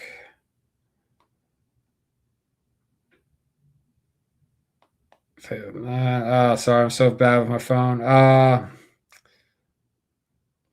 Yeah, Derek Marin. Derek Marin's gonna win. Derek Marin is gonna win up in Toledo. That's what can you say? Miller Leonard race just got tighter. Is that so? Let's go to the 12th district. Next time we do this, I'll be able to I don't know, put this up on my screen. 15th district. Yeah, it's tighter. I mean, we'll see. That could be the election vote. It's hard to see without a map, but yeah, Miller is only up 400 votes. So if the election day results went heavy to Leonard, Miller could be in trouble.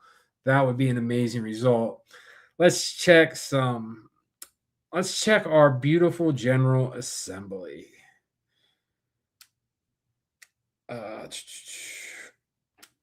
Brenner. Oh my God. Andy Brenner is down 500 votes right now, losing by 6 percentage points. If Andy Brenner loses tonight, we might. The stream's over. I'm going to Sullivan Avenue. I'm shooting off guns. I don't know. If Andy Brenner is just such an insider, just such a conniver. He's not as dumb as he looks. He's actually a very smart guy. And this would be a blow to Huffman too, because he was going to come over and go directly into leadership. I mean, Huffman's losing Williams. He's having some turnover. He needs some shooters, right? And Brenner, for all his personal faults, he actually knows policy, knows education, was going to be vaulted into leadership. And dude, if he goes down, oh my God. That would be a glorious day. Let's see what else is going on. Ferguson. What's going on with Ferguson? Ron Ferguson. Is smoking. Ron Ferguson is smoking. Frank Hoagland.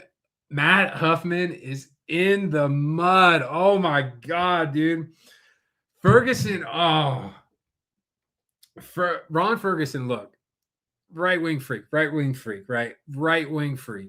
But I do respect that he actually has the stones to stand up to Huffman, was vehemently against the $600 million Browns deal.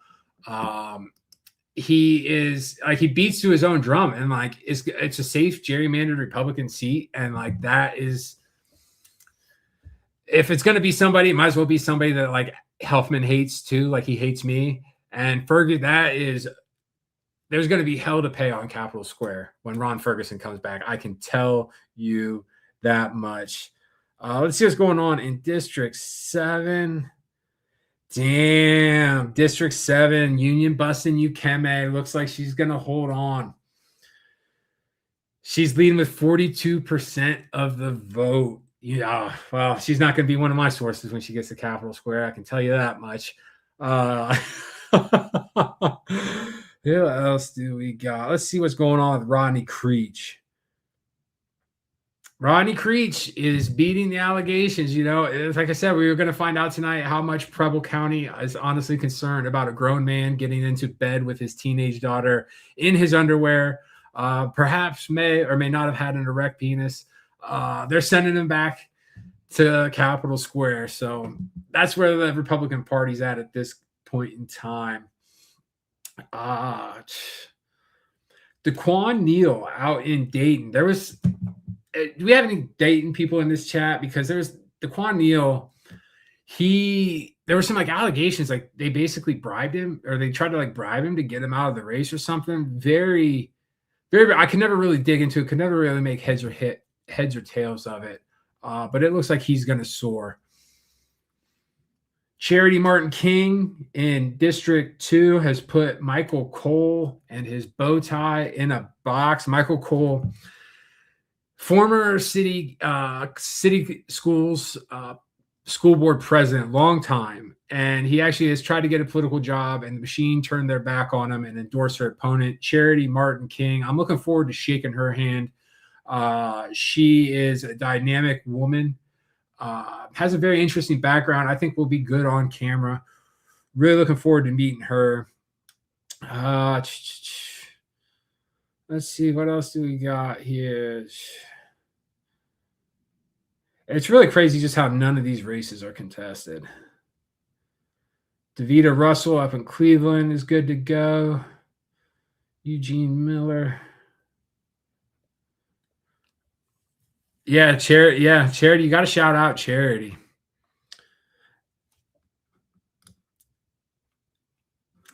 And yeah, this is about Don Leonard. I agree. Like, the video is so funny because the Grove City Police are like, if you don't come with us, if you don't come to us to this private area, we're gonna arrest you. And you can just see, like, Don took about like 5 seconds, or not even 5 seconds, like half a second to understand like how good that would be for his campaign.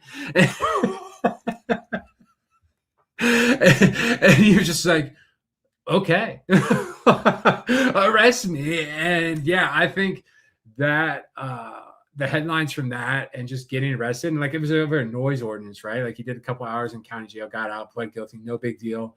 But it kind of just is what Democratic vote, like, we're just so starving for a champion right now that, like, just a kindly college professor getting arrested, we're like, yeah, like, fight the machine, dude. So I think that definitely helped in his race. Michael Cole is a Hilltop soldier. I did not know that. Wow. I did not know that. You're actually telling me that now for the first time. I'm gonna get your number from Hilltop Husband. I'm gonna hit you up. We need to get coffee. We need to talk. You're a Hilltop historian. I need to talk to you on a regular basis. Oh, this is a good question, Steph. Let's see what's going on with Stephanie Stock. Oh, she's getting blown out. Yeah, Stephanie Stock. God, I don't even want to, like, there's people out here who don't know who Stephanie Stock is, and I don't want to ruin this for them. But Stephanie Stock has no medical qualifications, claims that her son suffered a quote unquote vaccine injury, and now she's like the president of the Ohioans Ohioans for Medical Freedom, or she's just anti-vaccine. She's an anti-vaccine loon. And of course, the state house has like outsized influence as a lobbyist. Like, there are like state representatives who like seek her county's endorsement, and she ran for a seat up near Canton against a guy named Mike Cahoe, young kid. But she's gonna eat shit. Looks like she only got 217 votes so far. So I love that for her. Let's actually check the treasurer's race on the Republican side. How is this going? Statewide offices. Attorney General, Treasurer of State. Jay Edwards. Jay Edwards is up 5 percentage points, 30,000 votes on Senator Slave Shackle. So Jay Edwards, the Appalachian kid. Yeah, looks like Senator Rogner's going down, man. He's a Republican, right? But it's like I said with Jay Edwards. This man is hated by the right Republicans. Like, they hate this guy. Like, the DeWine crowd, the country club crowd, they hate this guy. Like, Frank Hoagland, who's running against Ferguson right now, Frank Hoagland was in the state Senate, quit like a dog so they could appoint his replacement, basically to keep Jay Edwards out of the state Senate. Like, that's how the kind of enemies that he has within the party. Somebody once said, he would have been as welcomed in the state Senate as ass cancer. So he said, F you guys, I'm going to try to win a statewide office. And that's a big result if that keeps holding. Let's see. Somebody had a good question about Casey Pooch, Joe Bly. You know what I mean? I would have thought. So Joe Blystone, like I wrote about today. And by the way, if you guys are watching and you don't know, the best way to subscribe, rooster.info, subscribe to the newsletter. Even if it's just on the free tier, even if you're just opening up a couple of emails, the occasional free dispatch, you're helping out, you're keeping the business lights on. But that's the best way to propagate all my news rather than just social media spoon-fed to you by a logarithm. Joe Blystone he basically stole his dead wife's farm from under him and then decided, I'm going to run for governor. And he was like this normal, like suburbanite, right? And then he's like, I'm going to run for governor. And he like grew a long beard, got some flannel shirts and a cowboy hat, and had a lieutenant governor who got drunk at Shakers on the west side and went on this like wildly Islamophobic rant about Muslims at Shakers. And like that's how Islamophobic it was that like even Joe Blystone and like his gang of kooks was like, whoa, this lady's like unfit. 230,000 Ohioans wanted him to be our governor. And his campaign, when he crashed out, he got a 6-year ban from the Ohio Election Committee for like campaign finance violations. You can do whatever you want in Ohio with like campaign. Like there's states that like Tom Patton is a state senator. He makes $300,000 a year on campaign, like with just how he spends his campaign money. And that's like legal. So like that gives you an idea of like what a criminal Joe Blystone was. He got 230,000 votes. Ooh, Casey Pooch isn't even going to get. Pooch is at 73,000 votes right now. So, yeah, but and Pooch could also be hurt by like Vivek at the top of the tick. I mean, Vivek's only got, as things stand right now, he's only got like 70,000 more votes than Blystone did. So, we'll see. We'll see.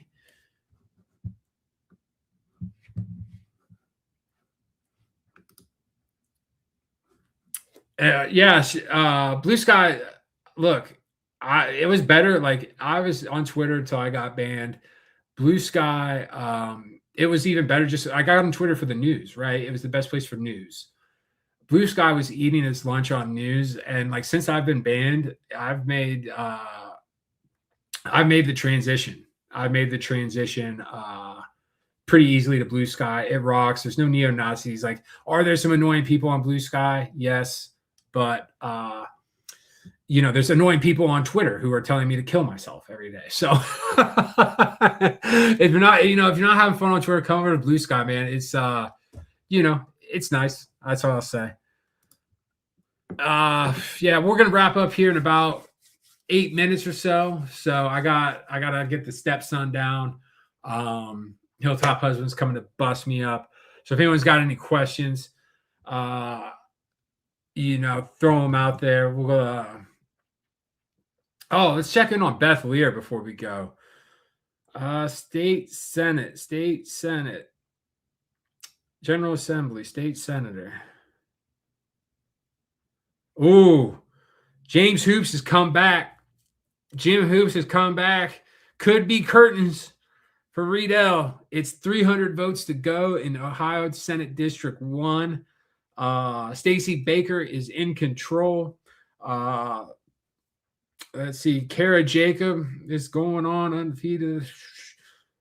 Let's see here.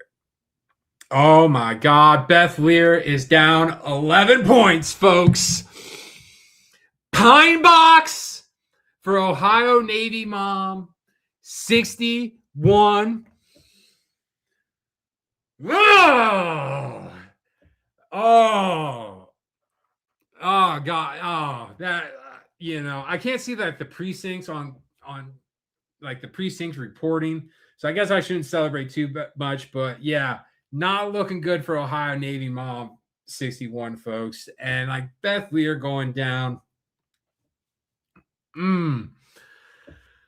Oh, like, and the best part about this is if Brenner goes down too, they got to deal with me until the end of the year.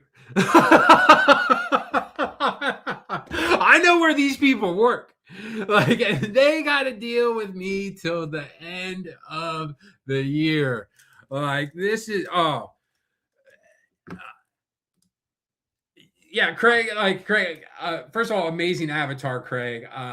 Fuck screw Deshaun Watson. This is Lear and Brenner is the worst combo. There is no worse combo you can have just from a kook standpoint than in the legislature than Lear and Brenner. Like they're just two of the same pods, just right wing freaks. And like, are there, and those people say, oh, well, DJ, like, the replacements could be just as bad. And like from a policy standpoint, they will be. But like in this game, you just have to celebrate when your enemies eat shit. Like, I don't care. You know what I mean? I don't care. Like Brenner, especially going down, is a big blow to Huffman. A big blow. And Lear going down is just funny.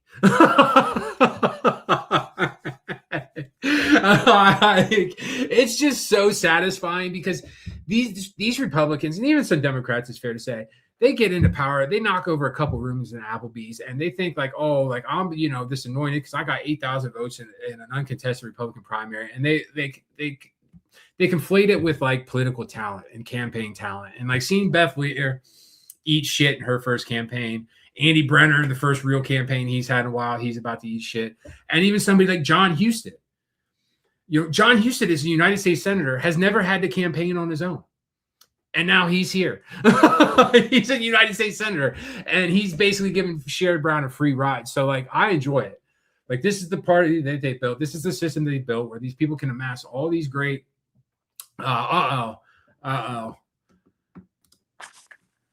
Oracle. DJ, good to see you, man. What's going on? Top special investigator Max Littman. What's going on, brother? What can you tell us from the field? Look, I'm looking at the governor right now, and I think just a hunch. You might be wrong on your bet. You might owe a deli sandwich, but yeah, I think it's going to get to 24 to 26. The E-Day is not good for our dear friend Vivek, right? He's been bleeding votes in the E-Day. Early vote, and I think the way to think of this is early vote is more democratic, right? We know this as a fact for Ohio, the Blue Mirage, everything. The early vote benefits the moderate Republican wing in Ohio. And we have seen this time and time again with it's the Kasich vote. The Kasich vote's obviously going to Vivek, if it's not going to Acton at this point, right? So he cleans up in the early vote. But the E-Day vote, especially the rural counties, we are seeing a good chunk of reversion up to Casey. And it's just not like Vivek can spin it however he wants, right? Like, that's not good, man. Even losing 20%. You saw this thing today where he starts pulling out the 2022 Republican Senate primary results.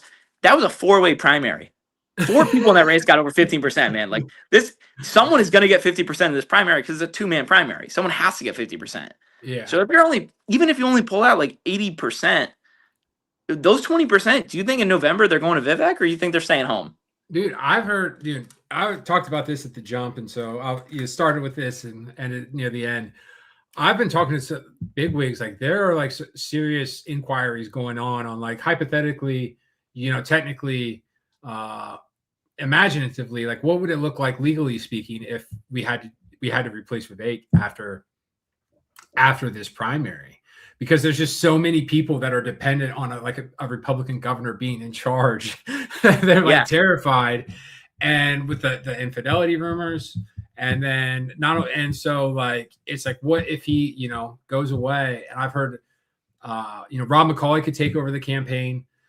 Yeah. I feel Vivek would feel a certain type of way about that because that's his influence. That's the money he raised. Yost would obviously kill his grandmother to get over the hump. And then the other name I've heard is Huston switching over because he's got the state campaign already, name ID. So like this, you're saying this, long story short, you're saying this is not a good result for Vivek. It's not a good result. It's not the catastrophic result. I think 70% was probably the number that would cause that. Like if he gets 70%, I think it's very much like, oh my God moment. This was a moment of like, this is bad because those 20%, that's the margin between a general election. Like it's not going to be not within 10 points. not a great result. Something that they should at least think about. Like maybe we should have gone through a real process for this primary that obviously they didn't do. That you should probably do that. Dude, it was 100 sweaty perverts in a basement in downtown Columbus. I was there, and then they just like slithered into this back room. They whisked Vivek in. Like Vivek couldn't even like mingle with the crowd. He had to be like sequestered in his like billionaire lair.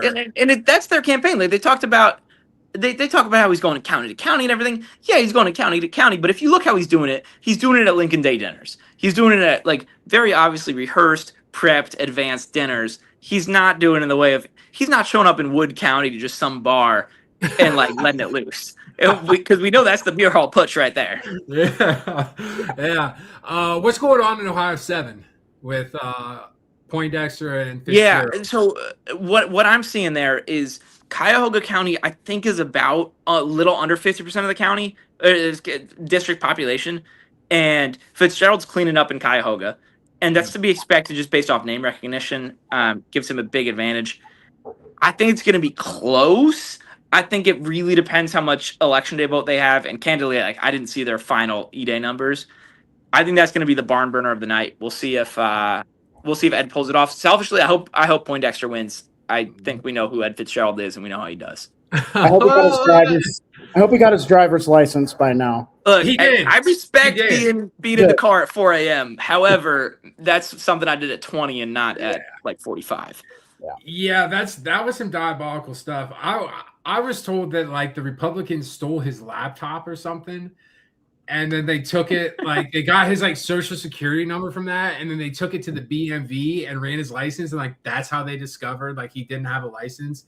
And his claim was like, I had an Illinois license, it was my Ohio license that lapsed. And it's like, brother, I honestly, like now it's like, but in 2014 I was like, what a fucking loser, he doesn't even have his fucking license. And now I'm like, hey, actually that was kind of cool. Like he was the original Ohio against motorists, and you were hating on him. Yeah, he was ahead of the game. And I know like the Cuyahoga County Democratic Party, they wanted to endorse against him.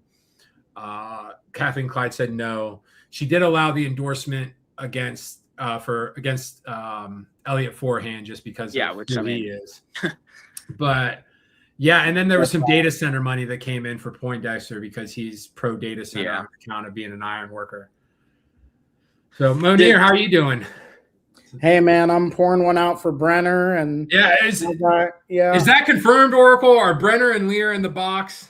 It's not confirmed. Last I saw, I'll pull it up again in a minute. And I'll text you. But look, if he went out like that, my thoughts to Sarah Marie. That's just a tough status civil loss.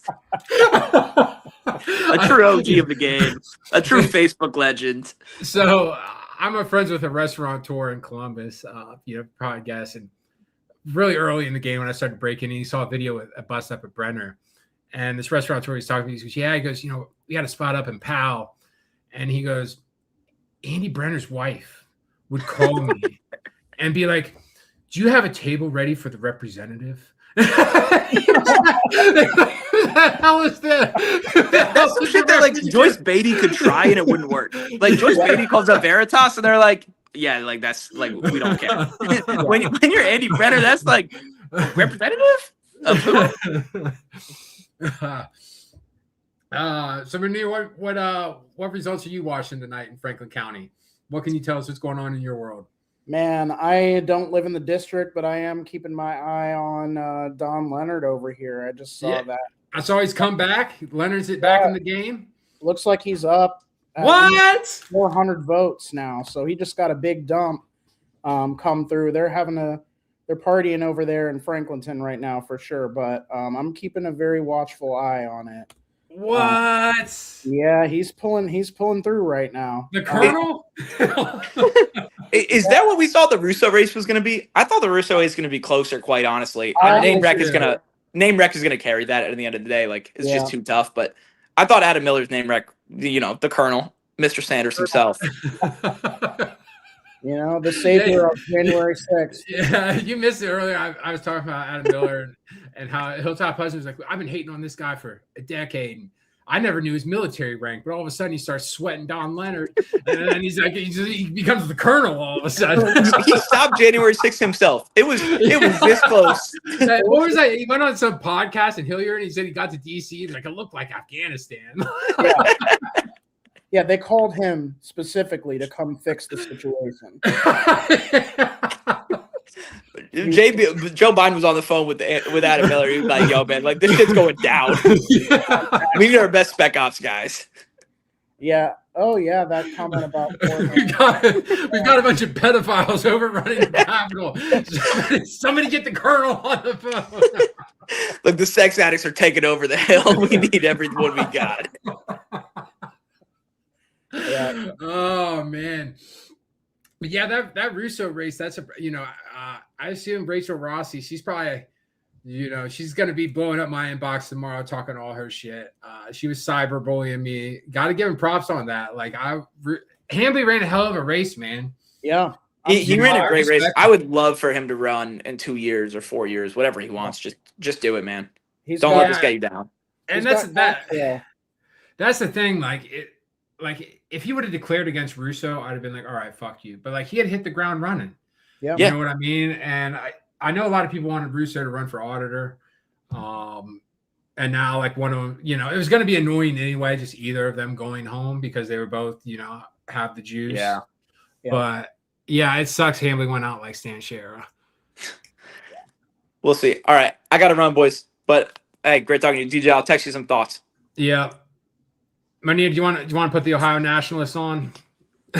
Yeah. Hey, all right, Nationalists. To bed. Keep it. You're the last guest of the night. Keep it healthy. Keep it healthy. You're dealing with an immigrant. You got an immigrant with you, so. Hey, that's fine. I'm just honored to be on. Honestly. No. All right. So I'll talk to us about your man Pooch. Oracle said he could have a respectable night in the rural counties once those votes come in. Well, that would be good to see. I mean, I knew it was a long shot. I mean, based on what we're looking at right now, it definitely is pretty disappointing. My thing was like, look, even if we're going to lose this thing, it's like, let's at least send a message to the GOP that we don't want people like Vivek. I was looking at the 2022 primary results like you guys were talking about before. So I was like, actually, he might actually, be able to get a decent amount of the vote. Because Mike DeWine only got like 48%. So I was thinking with it being a two-way race, he would probably get some more. It's definitely really disappointing. I will say, though, a lot of Putsch supporters or they're just going to straight up vote for Amy Acton. You think? I'm probably for Amy Acton. I mean, really? She's honestly, yeah, for sure. Damn. Yeah, I mean, even if you just want to write in Casey, that's a dub too. I don't care, man. I'm so done with the right sometime, man. Like it's so fragmented and just so many dumb people, and it's honestly ridiculous. And I mean, I'm actually pretty supportive of some more left wing economic policies, honestly. So I told you, brother, there's always a home for you on the left. We're known for our unity. There's definitely no infighting over here. We're all we all get along. But whenever you want to come home to the left, brother, we will accept you. We will appreciate you and your political journey, and you always have a home over here on our side, brother. I might, dude. Every day, sometimes I'm like, dude, screw this. I might just switch sides over again. Well, come down to the hilltop, brother. I'll get you one of those frozen margaritas it's got the streets going crazy right now. Hey, I thought you were sober, buddy. I am sober. I said that's why I'm buying it for you, not me. I'm bringing you around no bars, man. I'm a better influence than that. All right, appreciate you, brother. For sure. Hit me up after this. We gotta kick it some time. Will do. Later, man. All right, bet. See you. Derek Marin has been declared the winner.